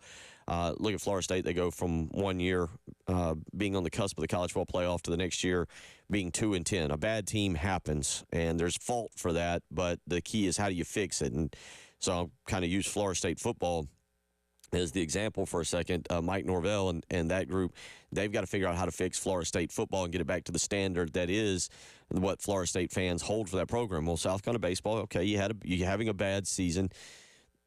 It's not acceptable, but you understand that it occasionally these things happen. South Carolina fans haven't really had to go through anything like, well, they've almost never had to go through something like this. And this weekend, obviously, we'll have coverage tonight, 6:45 pregame, 7 o'clock first pitch. It'll be right here on 107.5 The Game. But what the question becomes is, okay, you had a bad season. Well, how do you fix it? What do you do? Because this is, one bad season, you stomach it. You deal with it. You take your medicine and you move on. You don't let the program completely fall off of the cliff. And we'll get back to that audio from John Whittle coming up in the next segment. It didn't sound positive that South Carolina is in a fixable position right now to turn this thing around and turn it around quickly. South Carolina baseball, in my lifetime, has been the standard bearer, has been the mark of excellence for the University of South Carolina. That has been the program. Obviously, it's been replaced now by Dawn Staley and the women's basketball program, but the baseball program, even under June Raines, never fell off in the manner that it has to this season. And quite frankly, you're talking about now we've gone 13 years, 12 years, I guess, without a trip to Omaha. And there was a long period. There was a long period in the 80s and 90s in which South Carolina didn't go. And then you found the right coach, and the right coach came in, and he completely re-energized the program and took it to levels that it had never been before. And that was before they won championships, the run that they were on, going to 3 straight World Series in the early 2000s. And then obviously 3 straight national championship games is when it went to a whole nother level. And as a person who's grown up and went to Sarge Fry Field and has been to Founders Park and, again, just watched baseball. I mean, I joked when South Carolina started making – I joked, but it was honest. When South Carolina started making their runs to Omaha is when I started, about the time I started doing sports talk radio back in 2009, 2010. And to me, I was okay, that's how life was. Oh, okay, the summer's easy. South Carolina's just going to win baseball games, and every day, every morning we come in and we'll reanalyze the regional or the super regional or the trip to Omaha and what's going on. And so I didn't understand what summer sports talk radio was like because I was witnessing a historic level of greatness. Something that the university had really never seen at that moment, at that time. And then you coupled that with what Steve Spurrier started doing at about the same time. And it was a lot of fun to be doing sports talk radio. Now I'm sitting here on May the 15th. Men's basketball was, we'll say, challenging. Baseball has been challenging. Thank you to Dawn Staley and Ashley Chastain Woodard for upholding some portion of the winter and spring sports to be able to discuss. But yeah, baseball's got to be. It's got to be fixed, and it has. To me, there's no rebuild. There's no such thing as a rebuild for the University of South Carolina baseball. You don't go, well, in 2 years, 3 years. No. It is next year. It is simply next year. We'll see how it all kind of plays out here. John Whittle, again, very honest. Great stuff from him. Really appreciate him joining us this morning and the insight. Make sure you check him out on thebigspur.com, all the coverage he gives to the baseball team and what he does for them. But, this is something that certainly for South Carolina fans, and I know a lot of you out there listening, this has got to change. Opening day for South Carolina baseball is a huge, huge deal. And when we circle back to February next year, it's going to be a huge, huge deal, and there will be a lot of you, a lot of me, or a lot of people, me included, that will expect this thing to be different. So I appreciate him joining us there. We'll get back. I'll play for that audio. I'll play for you, if you didn't catch it, the audio from John Whittle coming up in the next segment. We'll also get back into football season, over-under win totals. You're listening to the early game.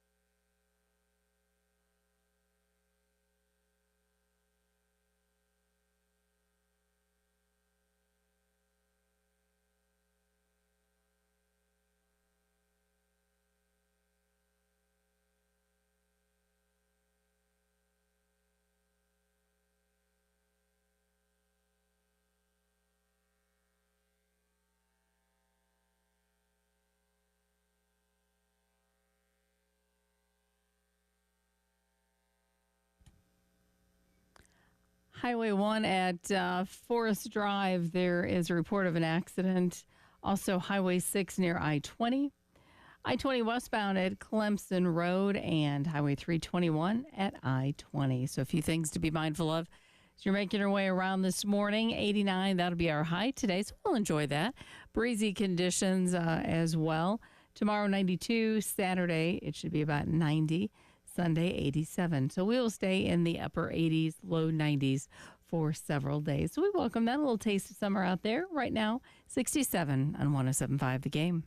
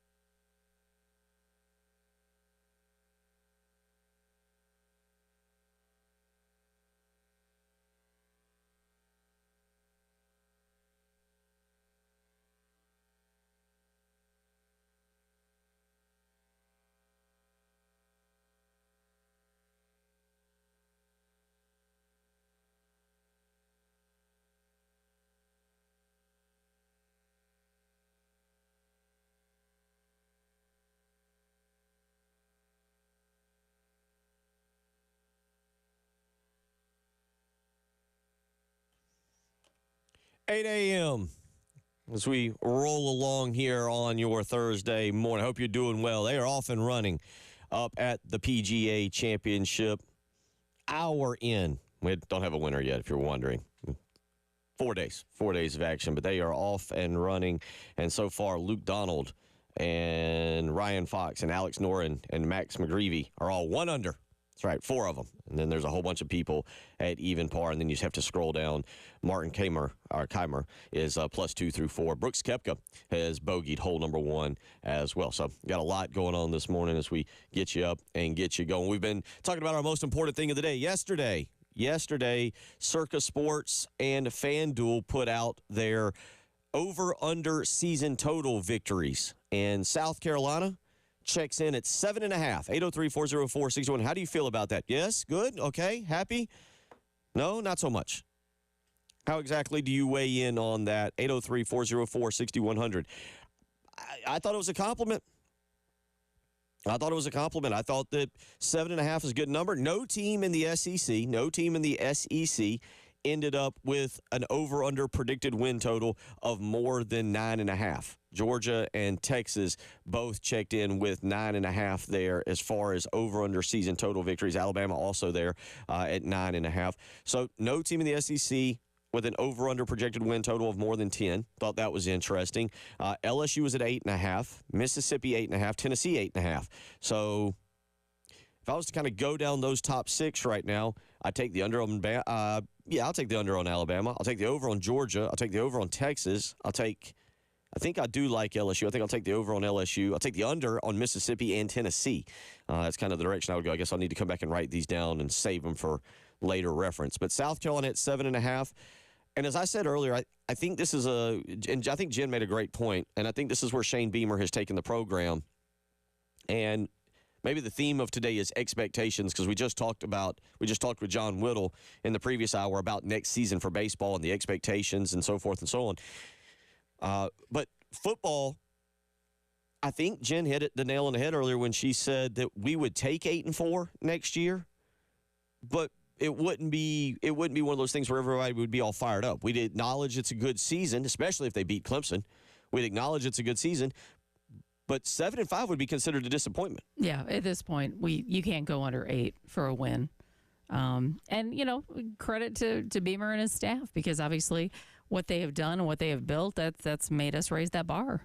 I'm with you. I think that is has to be the mentality of the fan base now moving forward. And again, as I mentioned with baseball, there are bad years here and there. Those things happen. Injuries, things occur, breaks don't go your way, you don't have the right piece in, whatever. But South Carolina football, and I agree with you, it's a credit to Shane Beamer and what he's done. He's now got a 9-win season and an 8-win season in his 4 years as the coach, a 7-win season. He's, I think, changed the expectation. And so a couple of y'all weigh in. One texter says, very fair, expected 6.5. KT from Lexington says, sounds about right. I thought this was a good thing at 7.5. I don't think this is the middle. I think that this is a number that has been elevated, and that is a strong indication of where the program is right now. Yeah, I don't disagree. Where do you get the half? I'm just being smart. It's because you got to have a winner and a loser. Yeah. Except not on all of them. A few others from around the country. Clemson was at 9.5 in the ACC. That was the highest in the ACC. Notre Dame is listed with the ACC. They are at 10, but Clemson in the ACC. Miami has a over-under win projection of 9. Louisville at 8.5, along with SMU. Georgia Tech, North Carolina, both at 7.5. I thought the North Carolina one was kind of crazy because it does feel like we're still trying to figure out who's exactly is going to be coaching there. Maybe it'll be Bill Belichick. Maybe it'll be Jordan. Maybe it'll be Steve Belichick. Maybe it'll be. I think it is safe to say there's going to be a Belichick coaching this season. Who's going to be the head coach? But that's what I'm saying. Yeah. I think it could be a Belichick. Okay. There's a few from which to choose. Very true. Very true. There's 2 other Belichicks on staff. Mm-hmm. But North Carolina at 7.5, Florida State at 7, Duke, Pittsburgh, Virginia Tech at 6.5, NC State, Virginia both at 6, Boston College, Cal, and Syracuse at 5.5, and Wake Forest at 4.5, and Stanford. Oh boy, Stanford down to 3. Back to the SEC. I mentioned Alabama, Georgia, and Texas all 9.5. LSU 8.5. LSU, Mississippi, and Tennessee all 8.5. Auburn at 8. That caught me a little off guard. A&M, Texas A&M at 8. Florida, Missouri, and South Carolina all at 7.5, and Oklahoma at 7. Then that leaves Arkansas, Vanderbilt at 5.5 over/under projected win totals. Kentucky at 4.5, and Mississippi State at 3.5. Again, there was only 4 teams in Circa Sports. This is again the sports book out in Vegas that had any of the Power 4 teams. There was only 4 of them that it listed. Excuse me, it only listed 4 teams with over/under double-digit over/under predicted wins. That would be Ohio State and Oregon at 10.5, Penn State and Notre Dame at 10. So we've been talking a lot about that this morning. If you want to weigh in on how you feel that is, go right ahead, 803-404-6100. Another texter says 7.5 seems low, but that can be good bulletin board material. Maybe. I mean, again, of the 6 teams that are kind of in front of South Carolina, Gamecocks got to play 4 of them. So, and they play 1 team in Missouri at 7.5. Schedule's always going to be tough, but South Carolina should be improved. They should be better. They should be a team that, like, oh, we got to play them on our schedule. They're going to be good. So we'll see. Keep weighing in on that. 803-404-6100. In the previous hour, we had John Whittle on. South Carolina baseball tonight. Again, 6:45 pregame, 7 o'clock first pitch. Be the final regular season series of the year. LSU comes to town. LSU now number 1 in the country. Paul Maneri's former team. There's a lot of storylines here. I will admit, I'm not sure I'm interested in them. I'm interested in the storyline for next year now. I'm on to next year. What does the roster look like? What does the coaching staff look like? You have to ask the question, who is the head coach next year? And one of the things that John Whittle said was talking about Jeremiah Donati and what he might see or want to do with the baseball program. But the most concerning thing was this. Here's John Whittle. This is about 25 minutes ago. And I asked him how this thing gets fixed. How in the world do you fix this thing in the offseason, and what does next season look like? Here's what John Whittle had to say last hour. You've got teams that are spending probably around $3 million or so for a roster, and with revenue, that's just not going to be that possible. So dollars are going to be a little bit more even, and you got to figure out a way to sell to players that, you know, you can come here and win. And, you know, that's going to be difficult to do. So, you know, I don't. It's going to be tough next year to put together a team that can meet, you know, the expectations that are set around here at South Carolina. I just see next year is going to be a really big challenge as well. Not what you'd want to hear, because what we would want is to say this was the anomaly. This season was the anomaly. All right, let's take our medicine and move on and get out of the way of this thing.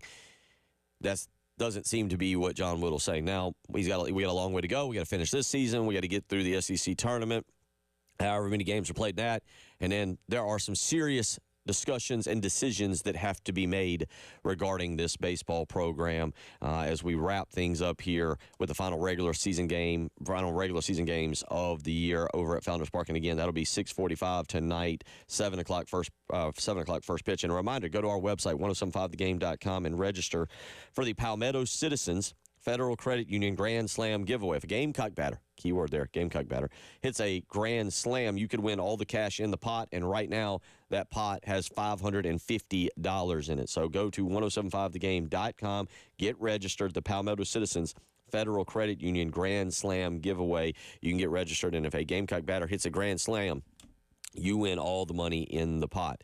So that's a little bit of baseball talk. Also, NFL schedule release last night came out.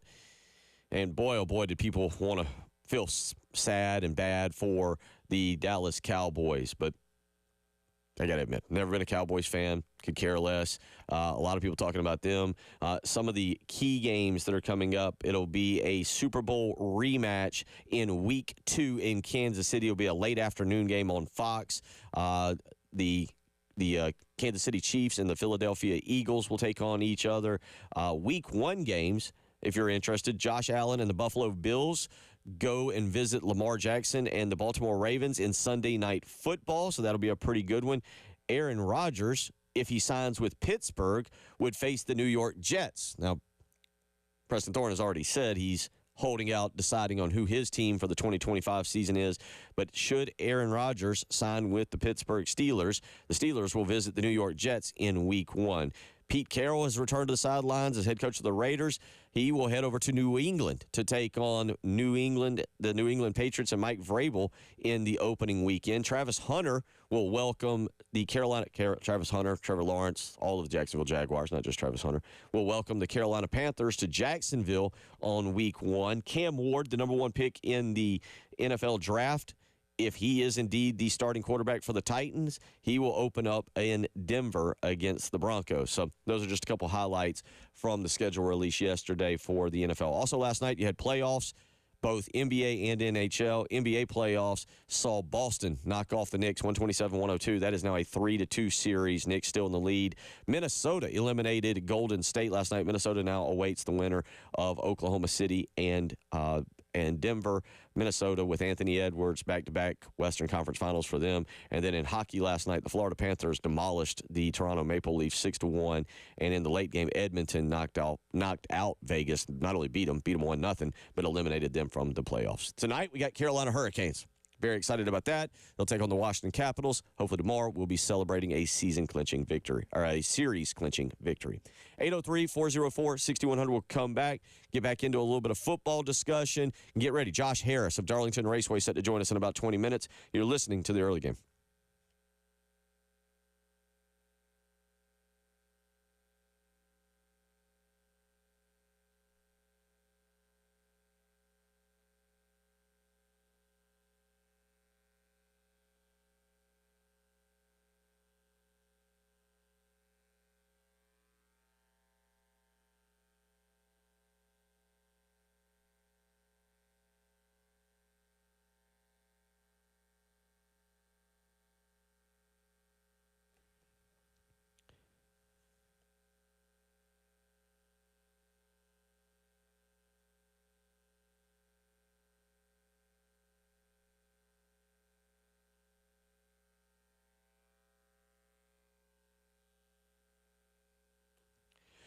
Bill Gunner for Mid-State Roofing. Let me tell you, we are going to have some of those heavy, strong thunderstorms this summer, and you want to make sure that your roof is keeping your operation, whether it's your home or your business, nice and dry. That's right. Having a leak can be a little bit of an issue. Mid-State Roofing knows that. That's why they've been in business for nearly 30 years, being the leader in the roofing and waterproofing industry. And it's that history that's your assurance that their professionals will provide the proper advice, service, and results to the needs of your facility. Now, it can be here in Columbia. It might be in Florence. It might be in Myrtle Beach or Aiken, Augusta, Charleston, Greenville. Wherever it might be, Mid-State Roofing is there to help you. So you need to give them a phone call, 803-356-1919. Again, that's 803-356-1919. 24 hours a day, 7 days a week. Mid-State Roofing is ready to help you with a maintenance contract. To speak with an on-call technician or a Mid-State Roofing employee, just give them a phone call, 803-356-1919. Tell them Bill Gunner sent you.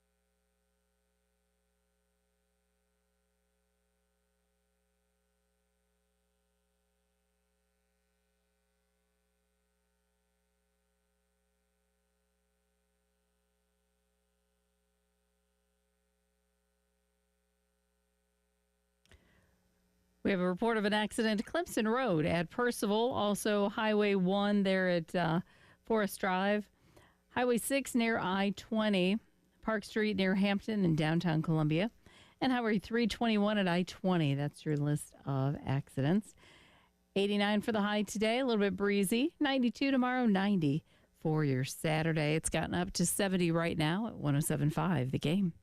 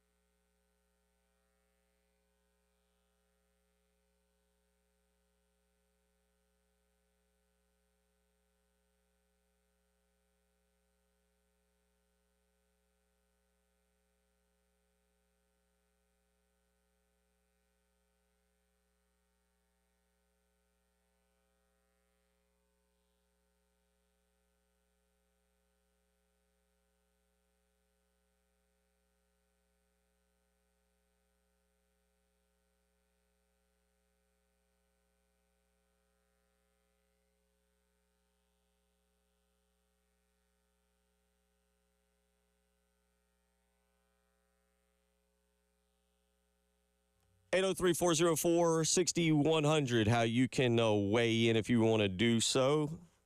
Texter on the line is telling me the game tonight is at, Texter on our line is telling me the game is at 6:30 tonight, baseball game. The Gamecocks Online website, the University of South Carolina, says 7. Maybe they want people to show up a few innings late.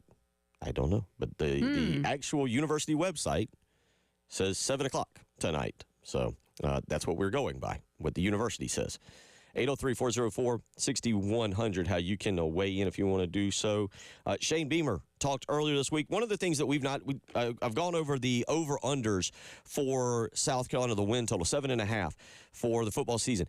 And we've talked about Lenora Sellers, and we've talked about the defensive line and the running backs, and we still don't have we're going to actually get one here in just a second.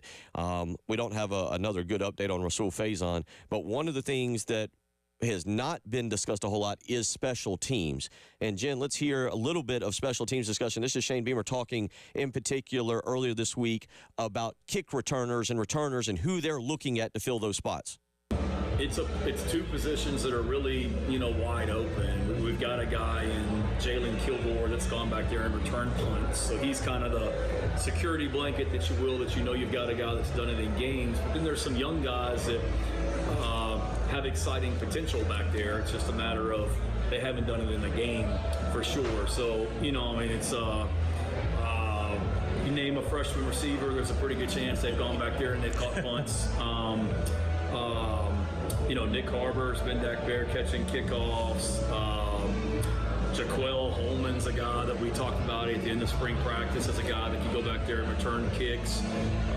So that's Joe DiCamillo spent a lot of time on that in the springtime, really trying to narrow down who some of those top guys are going to be. And we gave a lot of guys opportunities in the spring game. You saw them in the spring game, the ones that went back there for sure. We need to be better, but I'm excited about the potential back there at kick returner and punt returner, but that's still to be determined as well. But anybody you saw in the spring game catching punts or kickoffs will be guys that are certainly on the radar right now.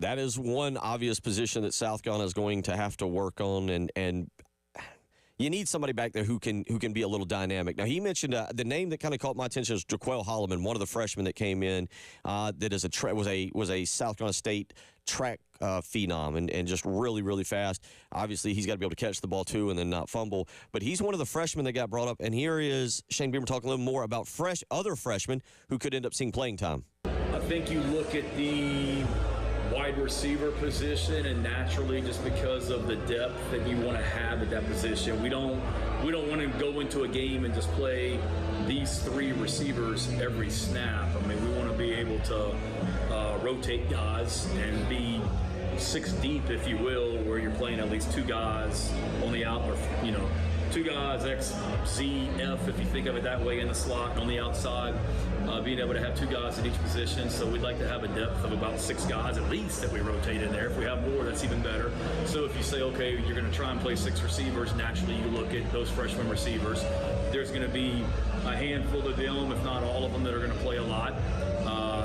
I feel confident saying right now that Shed Surratt, the freshman offensive lineman, put himself in position coming out of spring to play a lot. And then, beyond that, it really just kind of depends. But we're trying to get them all ready to play. There's no question about it. And how quickly they can show that we can get them out there, we want to get them out there as quick as possible. So a couple freshmen there that he mentioned that could see some significant playing time. One other freshman that he talked about, Jen, this is him talking about Max Kelly, the freshman kicker, who very well could step in and have a big part of the season. Here's what he had to say about freshman Max Kelly. Yeah, I think a lot. It's not like a position. It's different for a kicker. He's not learning a system. For an offensive player or a defensive player coming in, he has to learn the scheme, where to line up, what to do on that particular play. You don't have any of that at kicker. You got to know, where the ball is and get your steps right and kicking. For him, it's going to be more just the mental aspect of it, you will, kicking in a high school game and then potentially kicking in front of, however many thousand people in game 1 or 80+ thousand in Williams-Brice game 2 and all that as well. So he's made of the right stuff, we think. I think he's got the right mentality to be able to handle that. But it's no matter what you do, you can try and put him in as many situations as you want during the summertime, but until you do it in a game, it's not real. But certainly in the summertime, from a fundamental standpoint, he'll have plenty of opportunity to work with Jody Camillus and get that aspect straight. And he's spent some time around our program around the spring game, so no worries other than the fact that it's just he's new. So a lot of information from Shane Beamer there as it pertains to freshmen who may play this year. The special teams, which is going to be very important. I know there was a lot of discussion last year about how South Carolina's season could have been different if Mitch Jeter had been here, as opposed to what South Carolina dealt with, missing kicks against LSU and then obviously the Alabama kick. So we'll kind of see how it all plays out in the summer and then obviously in fall camp with the Gamecocks needing to replace a couple guys, including punter there with Kai Kroger going on to the league, and what will happen. 803-404-6100. We'll come back, get into a little bit of NASCAR. Josh Harris set to join us. I'm not sure how I feel about taking the lead, but we're on to the All-Star race at North Wilkesboro this weekend. We'll catch up with Josh Harris, get his thoughts here as we slowly move through the NASCAR season. You're listening to the early game.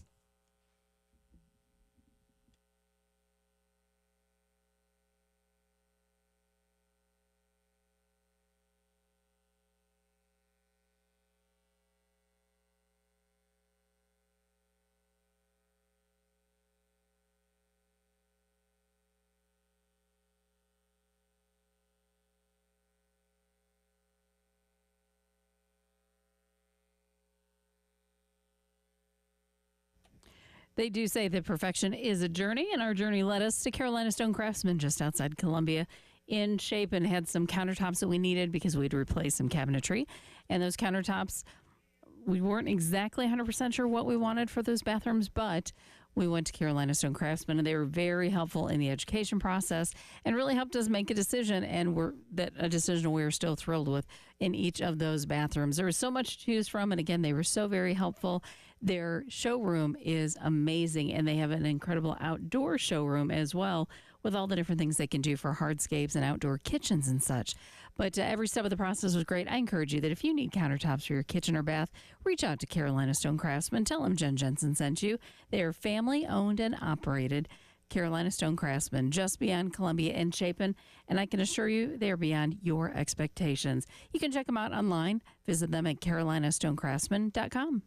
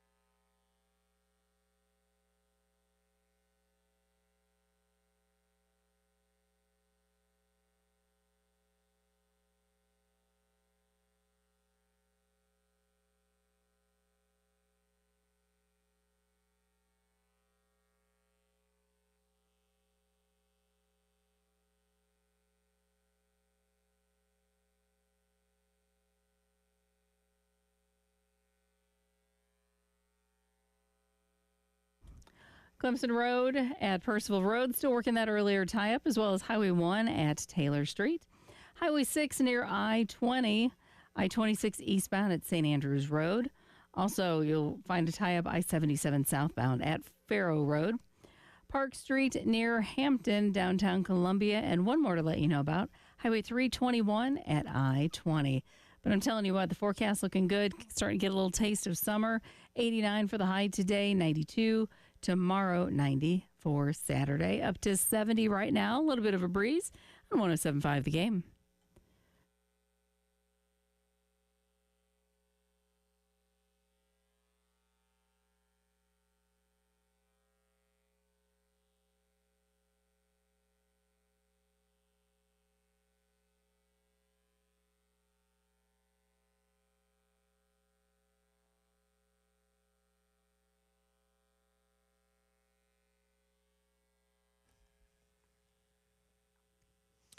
.831 as we roll along on a Thursday morning. Again, hope you're doing well as we get you up, get you going. Going to be a nice day, lead us into a great weekend, and that'll set us up for some more NASCAR coming up on Sunday night over in North Wilkesboro. And joining us now, as he does each and every Thursday, to discuss it and more, the one and only Josh Harris of Darlington Raceway. Mr. Harris, how are we doing this weekend?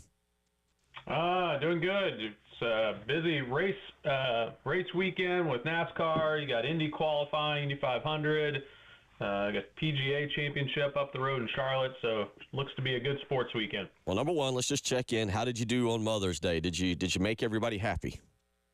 Well, we were out of town for one of my son's soccer tournaments in Georgia. So we spent a lot of good family time together at the soccer fields over the weekend, and I did get to see my mother and my grandmother while we were there, so hit all three of those in the same day, plus my mother-in-law once we got back to Columbia on Sunday night. Okay, all right. So sounds like a very successful Mother's Day, and for you, maybe a little bit different, given that this year there was no race on Mother's Day.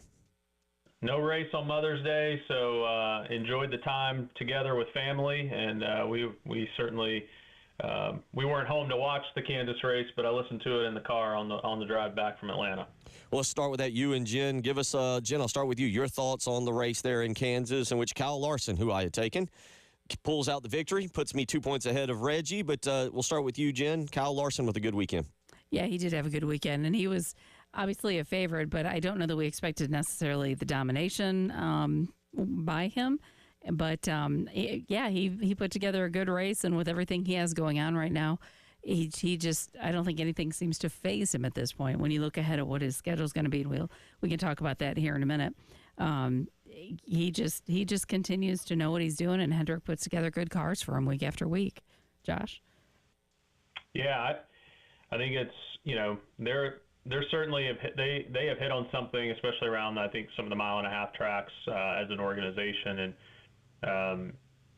Kyle is doing everything he's supposed to do in the car and getting out front. I think he had a few challengers there, whether it was, Elliott or maybe Hamlin, a couple others that just ran. Brad Keselowski got up and was running well. But all of those cars ended up having some problem either on the track or on pit road. And, I think given maybe another 20 laps or so, it would have been interesting to see if Ryan Blaney could have continued his march up there at the end and made a run for it. But, the 5 team is looking really good right now, up to 3 wins on the season, matching Christopher Bell, and, puts us into the All-Star race where he's going to be busy this weekend going back and forth between Indy and North Carolina, and then certainly next weekend with the Coke 600 and the Indy 500 doubleheader. Yeah, because when you look at the schedule of what he has coming up, like Friday, he'll have Indy practice at noon. He has All-Star qualifying that night in Charlotte at 5 o'clock. Saturday, qualifications for the Indy 500 at 11, All-Star race 5:10. He has a and it just goes on. Sunday is the same. Explain that a little bit, how that's going to work for him. Because I don't think people are thinking like, oh, he's just like driving from one track to the other. No, how? Yeah, no, he picks up a helicopter in the infield at Indy. Okay. And then gets to the airport, takes a plane, gets to Charlotte, and then, helicopters in there, I think, or else I'm not sure if he helicopters or drives.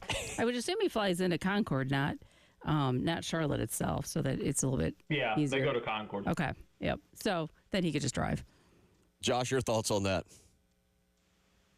It's such a logistical coordination. I'm impressed by whoever is behind the scenes putting all of that planning together to make sure he gets where he needs to go at the right time. And even with Indy 500 qualifying, I think I heard this week where he'll be able to qualify, but he won't be able to stick around to actually run for the pole because he's got to get in the air to get to North Wilkesboro for the All-Star race. So a lot of coordination. Love to see it, though. It's so cool to see him get a chance to do this again. Oh, I'm thrilled. I mean, the Fast 6 qualifying where they run for the pole, it's like 6:25 on Saturday night or Sunday night, and then the All-Star race is at 8. So there's no way. I mean that he can run for that, even though he was able to last time, but the times have changed a little bit. Well, this weekend they'll be in North Wilkesboro. Now let's talk a little bit about this because I don't know. I don't want to say they're changing the format, but give me a little breakdown here. We've got a competition break scheduled around lap 100. Let's start with that, and then also, Josh, a new layer of unpredictability is what I'm reading. An optional promoter's caution that can be called before lap 220, offering teams a chance to strategize and potentially shake up the running order. Give me what are we doing here?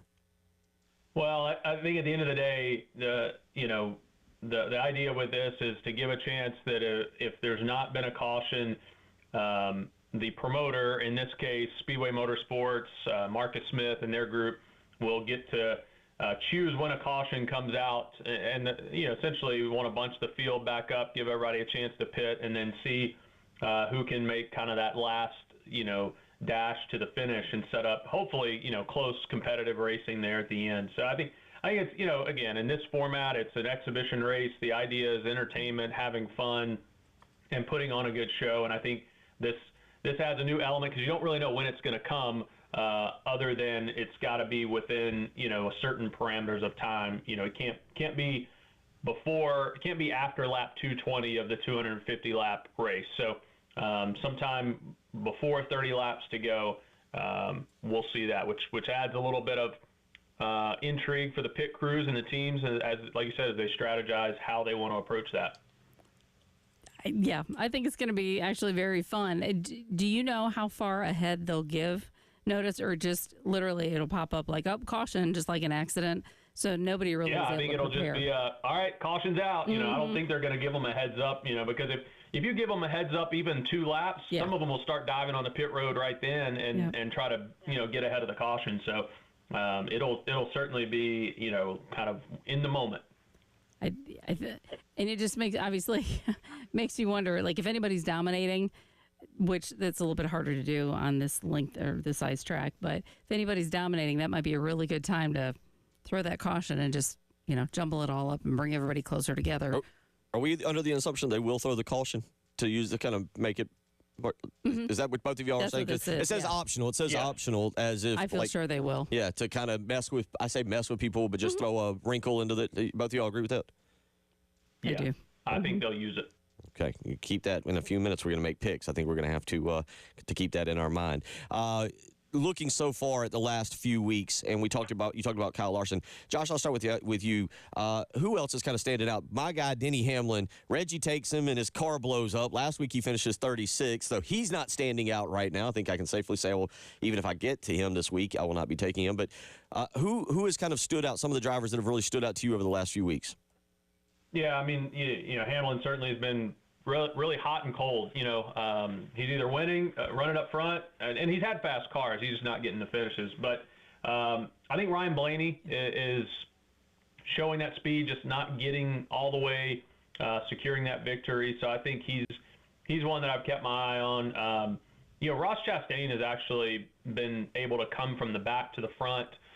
Josh Berry's running well, in that 21 car for the Wood brothers. So on the flip side, I think some guys that, maybe expected to run well, like Tyler Reddick, especially at Kansas, something seems to be a little off there. I agree with the ones that you were saying. Definitely Blaney's having a good season. I just can't quite finish. Logano, obviously, he's had some wins, but he's one that it seems like he won't be in contention for a while, and then all of a sudden it's like, oh, wait a minute, how did he get to the top 5? So he's been kind of sneakily doing his thing. Carson Hocevar is the one that I've really been watching because he's been kind of impressive, and yeah, he hasn't been perfect and still has some issues where he'll make a mistake or kind of rookie-ish mistakes, but I think he's going to be one to watch as the season goes on. Yeah, Carson's really talented, and you saw him jump back in the truck series at Kansas and get the win there. He's like I said, he's young, he's still learning, but he's doing it in his way and certainly keeping it exciting. So you need those kind of guys out there. And I think another one is Alex Bowman, still running pretty well, pretty consistent. Was in line for a top 3 before kind of hitting the wall there towards the end of that race, but came home with the top 5. So another one at Hendrick that's running well. 15 races, not counting this weekend. This one doesn't count, but 15 races starting next week with the Coca-Cola 600 until the playoffs. Let's make our picks right now. We're after last week. I have taken the lead. I picked Kyle Larson. I picked up 2 extra points and got ahead of Reggie by 2 points. I got 45. Reggie has 43. Mr. Josh Harris sitting there with 41. He's right in the middle of it. Jen at 33 and Preston at 32. So, Josh, Jen, you saw the text message? Yep. Preston went with Ryan Blaney. Which, that was my first pick, so thank you, Preston, for doing that. So, I had to reshuffle a little bit. For me, I think I'm just going to play the favorite, and I'm going to go Larson. It's a good pick. Nothing wrong with that. Not sure that he'll be able to do it, but, now that I've picked him, he won't. Smart strategy, though. Hopefully you're just not the curse of him. But, all right, Josh, that brings us to you. Where are you going this week? Well, those are 2 names I had on my short list. So I'm gonna go a little off, kind of the norm.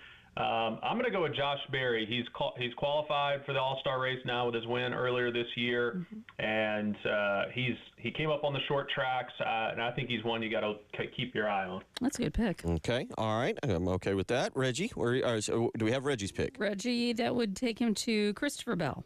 Okay. So I have lost 2 of my picks there. All right, and then that will bring it to me. And I tell you what, I will go with William Byron this week. I'll take William Byron in this situation. Okay, 24 for you. That seems like a good pick. Josh, real quick. You know what's going to happen now. One of Jen's picks that she likes to make is going to win. It's going to be Chase Elliott. He's going to have 2. He's going to go 2 for 2 on exhibitions now. Yeah, truly, that is what. And he was actually 3rd on my pick list, so we'll see, because it seems like I will have a winner in my top, 4 or 5, but I just never picked the right one in that list. So it's pretty impressive. Josh, before we let you out, track laps for charity coming up. I know it's something y'all love doing. June 7th, 10 a.m., $25 donation. You can drive your car around the track, Too Tough to Tame for 3 laps. How's everything going down there? Everything's going well. We're doing a lot of planning for the Cookout Southern 500, first playoff weekend for the trucks and the Cup Series. And, leading into that, we'll do a couple of track laps for charity, June 7th, as you mentioned. It's going to be an exciting day. Come out to drive your car around the track and feel what it's like to take on the Lady in Black. So $25, like you mentioned, 3 laps. It'll be from 10 to 1 that day. We're probably going to have some of our Stock Car Classic friends here doing some laps as well. So fun time to get out in the middle of summer and see what your car can do around Darlington Raceway. I know that'll be a lot of fun. It is fun. I encourage you to do that. Yep, June the 7th. Put it on your calendars. Visit them on the, you can actually go and register on the website, darlingtonraceway.com. Josh, we always appreciate it. Look forward to catching up with you next week. All right, have a good weekend. You too. Take care. Josh Harris there, again, Darlington Raceway president. Always enjoy him stopping by and hanging out. We'll come back and close up the program. You're listening to the early game.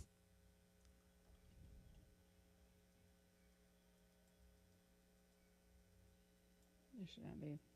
I'll get rid of it.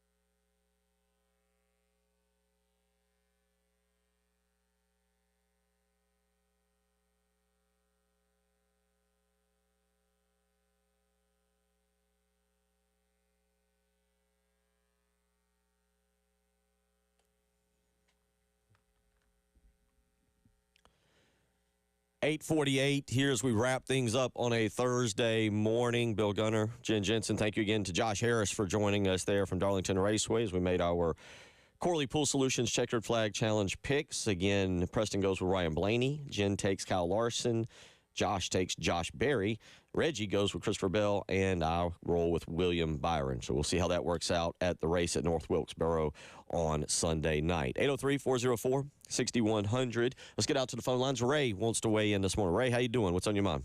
Hey, good morning, Bill. Good morning, Jen. Yeah, I'm calling in about the football expectations and the baseball, but I just had to throw in there, listen to the gentleman from Darlington right there and talking about the Wood brothers. Man, that brought back a lot of memories for me because when I think of the Wood brothers, I think of Junior Johnson and Cale Yarborough, but they have been around forever. I mean, wow, if you look at who's who racers, but really think about Cale Yarborough and Junior Johnson, I think about the Wood brothers, but just had to throw that in there. But on the football side of it, I think 7.5 wins. I think that's very respectable. I think, and I'm glad it is 7.5. I'm glad it's not 8. I'm glad it's not 8.5 because Beamer seems to exceed expectations. I think his first year, we won 7. I think we were predicted to win 3.5, and the second year it's 5.5, and you won 8. Now the third year, we had all that issues with our O line, and then heck, last year I'm sure we weren't expected to win 9 games. So he always seems to super succeed that. So that's good. I think that's a good place to be. And on the baseball front, Bill, I was just going to ask. I know we all, I hate to use the word assume or believe that. Coach Maneri's coming back, and he does. He's our coach. But I haven't yet heard Donati say one way or the other. And I don't know if he's weighing his options. Maybe he is. I don't know if it's set in stone that Maneri's coming back. Maybe he's looking for the right fit. If he could find that coach, kind of like the softball team we got with our coach there, Coach Woodard. Maybe if he could find that coach, maybe in a smaller school that, he's got 5 or 6 players that can really play. Maybe he's looking for some guy who can bring some players over. I don't know. But I think one way or the other they got to define that because if you think about it, if Coach Maneri's coming back and it's not set in stone, how can he really recruit right now? I mean, it's a little tougher than you think. But anyway, just want to throw that in, guys. Thanks a lot. Appreciate the phone call. Yeah, in terms of baseball, again, 6:45 pregame tonight, 7 o'clock first pitch. We'll have it for you right here on 107.5. The game also be televised on the SEC network as well. But to go to Ray's point, I'm sure there will be a sit-down meeting between Paul Maneri and Jeremiah Donati. I don't know how much that would influence whatever Jeremiah Donati has already seen or what he is thinking at this point. I mentioned this also, and this kind of is a situation kind of similar to Bill Belichick, too, just in terms of age. And it's not that I think Paul Maneri is old. I mean, you can look around. There's plenty of coaches that are in their 60s. The question is, and in their early 70s, too, the question is his heart into it? Like the amount of work that is going to be required to hit the transfer portal, to get out and go recruiting, to do all these things that he's got to do as the face of the program. And that doesn't count. And we'll play again here in just a second that John Whittle clip, because part of that John Whittle clip from 7:30 this morning is talking about financial aspects of the program. And that's where we are in college today, where money plays a role. And so I say that because Paul Maneri also is going to have to hit kind of the booster circuit, if you will, to maybe raise funds for NIL for baseball. And Jen, let's play the clip here because, again, to me the question is not I don't care. Who cares what happened? You hit the iceberg and the Titanic sunk. How do you save yourself? How do you make sure it doesn't happen again? I would call for the John Whittle clip that we had earlier. I apologize. But part of it is Paul Maneri has to get out to the booster circuit. So he doesn't just have to go recruit players. He doesn't just have to figure out his coaching staff. He doesn't just have to figure out the transfer portal. He's got to help raise money. Shane Beamer's great at this. He's really good. Dabo is really good at this. And I'm not saying, again, that the fact that Paul Maneri's 66, he can't do it. He certainly do it. How heavily is he invested? And here's John Whittle earlier talking about the prospects for next season. You've got teams that are spending probably around $3 million or so for a roster, and with revenue there, that's just not going to be that possible. So dollars are going to be a little bit more even, and you got to figure out a way to sell to players that you can come here and win, and that's going to be difficult to do. So I don't. It's going to be tough next year to put together a team that can meet the expectations that are set around here at South Carolina. I just see next year is going to be a really big challenge as well. One of the things that John said there obviously was meeting the expectations that are set around here. And we do have high expectations watching South Carolina baseball and what they are expected to do. And so I can understand. Now, most people are going to say, listen, the bare minimum next year is going to be getting back to a regional. And quite frankly, the bare minimum of what is expected is just getting to a regional. And listen, South Carolina fired Mark Kingston for that. They fired Chad Holbrook because they didn't get further. The program was not getting to the level of expectation, which is the College World Series, that they are held to around here. And so we'll see kind of how it plays out in terms of what Jeremiah Donati does. What is he already thinking? I'm sure he'll be around the ballpark this weekend. No idea what the crowds will be like there this weekend. I heard that. I saw a little bit on television, but I heard they were not particularly good for the Florida series 2 weeks ago. So what does the crowds look like at Founders Park? What is the energy around the program? I remember Eric Hyman firing Darren Horn in year 4, and things were going south. They were going south, and Darren Horn was really struggling. But one of the reasons that Eric Hyman said is he didn't see a future for the basketball program. He didn't see Darren Horn being able to lead the basketball program into the future. And I think that's a fair question with Paul Maneri, and I think that's a question he has to answer really to Jeremiah Donati. But if you want to say to the fan base as well, I think that's perfectly fine. So it'll be something that we will talk a little bit more about tomorrow and see what the outcome is of tonight's game. And South Carolina, I believe, if I'm right, has given up double-digit runs to SEC teams in 4 of the last 5 games, if I'm thinking correctly. So it's going to be a challenge tonight. We'll have it for you. We'll talk about it in the morning. We'll be live from Pro Swing, 4708 Forest Drive. Come on by and hang out with us. Look forward to talking to you then. Y'all have a great rest of the day.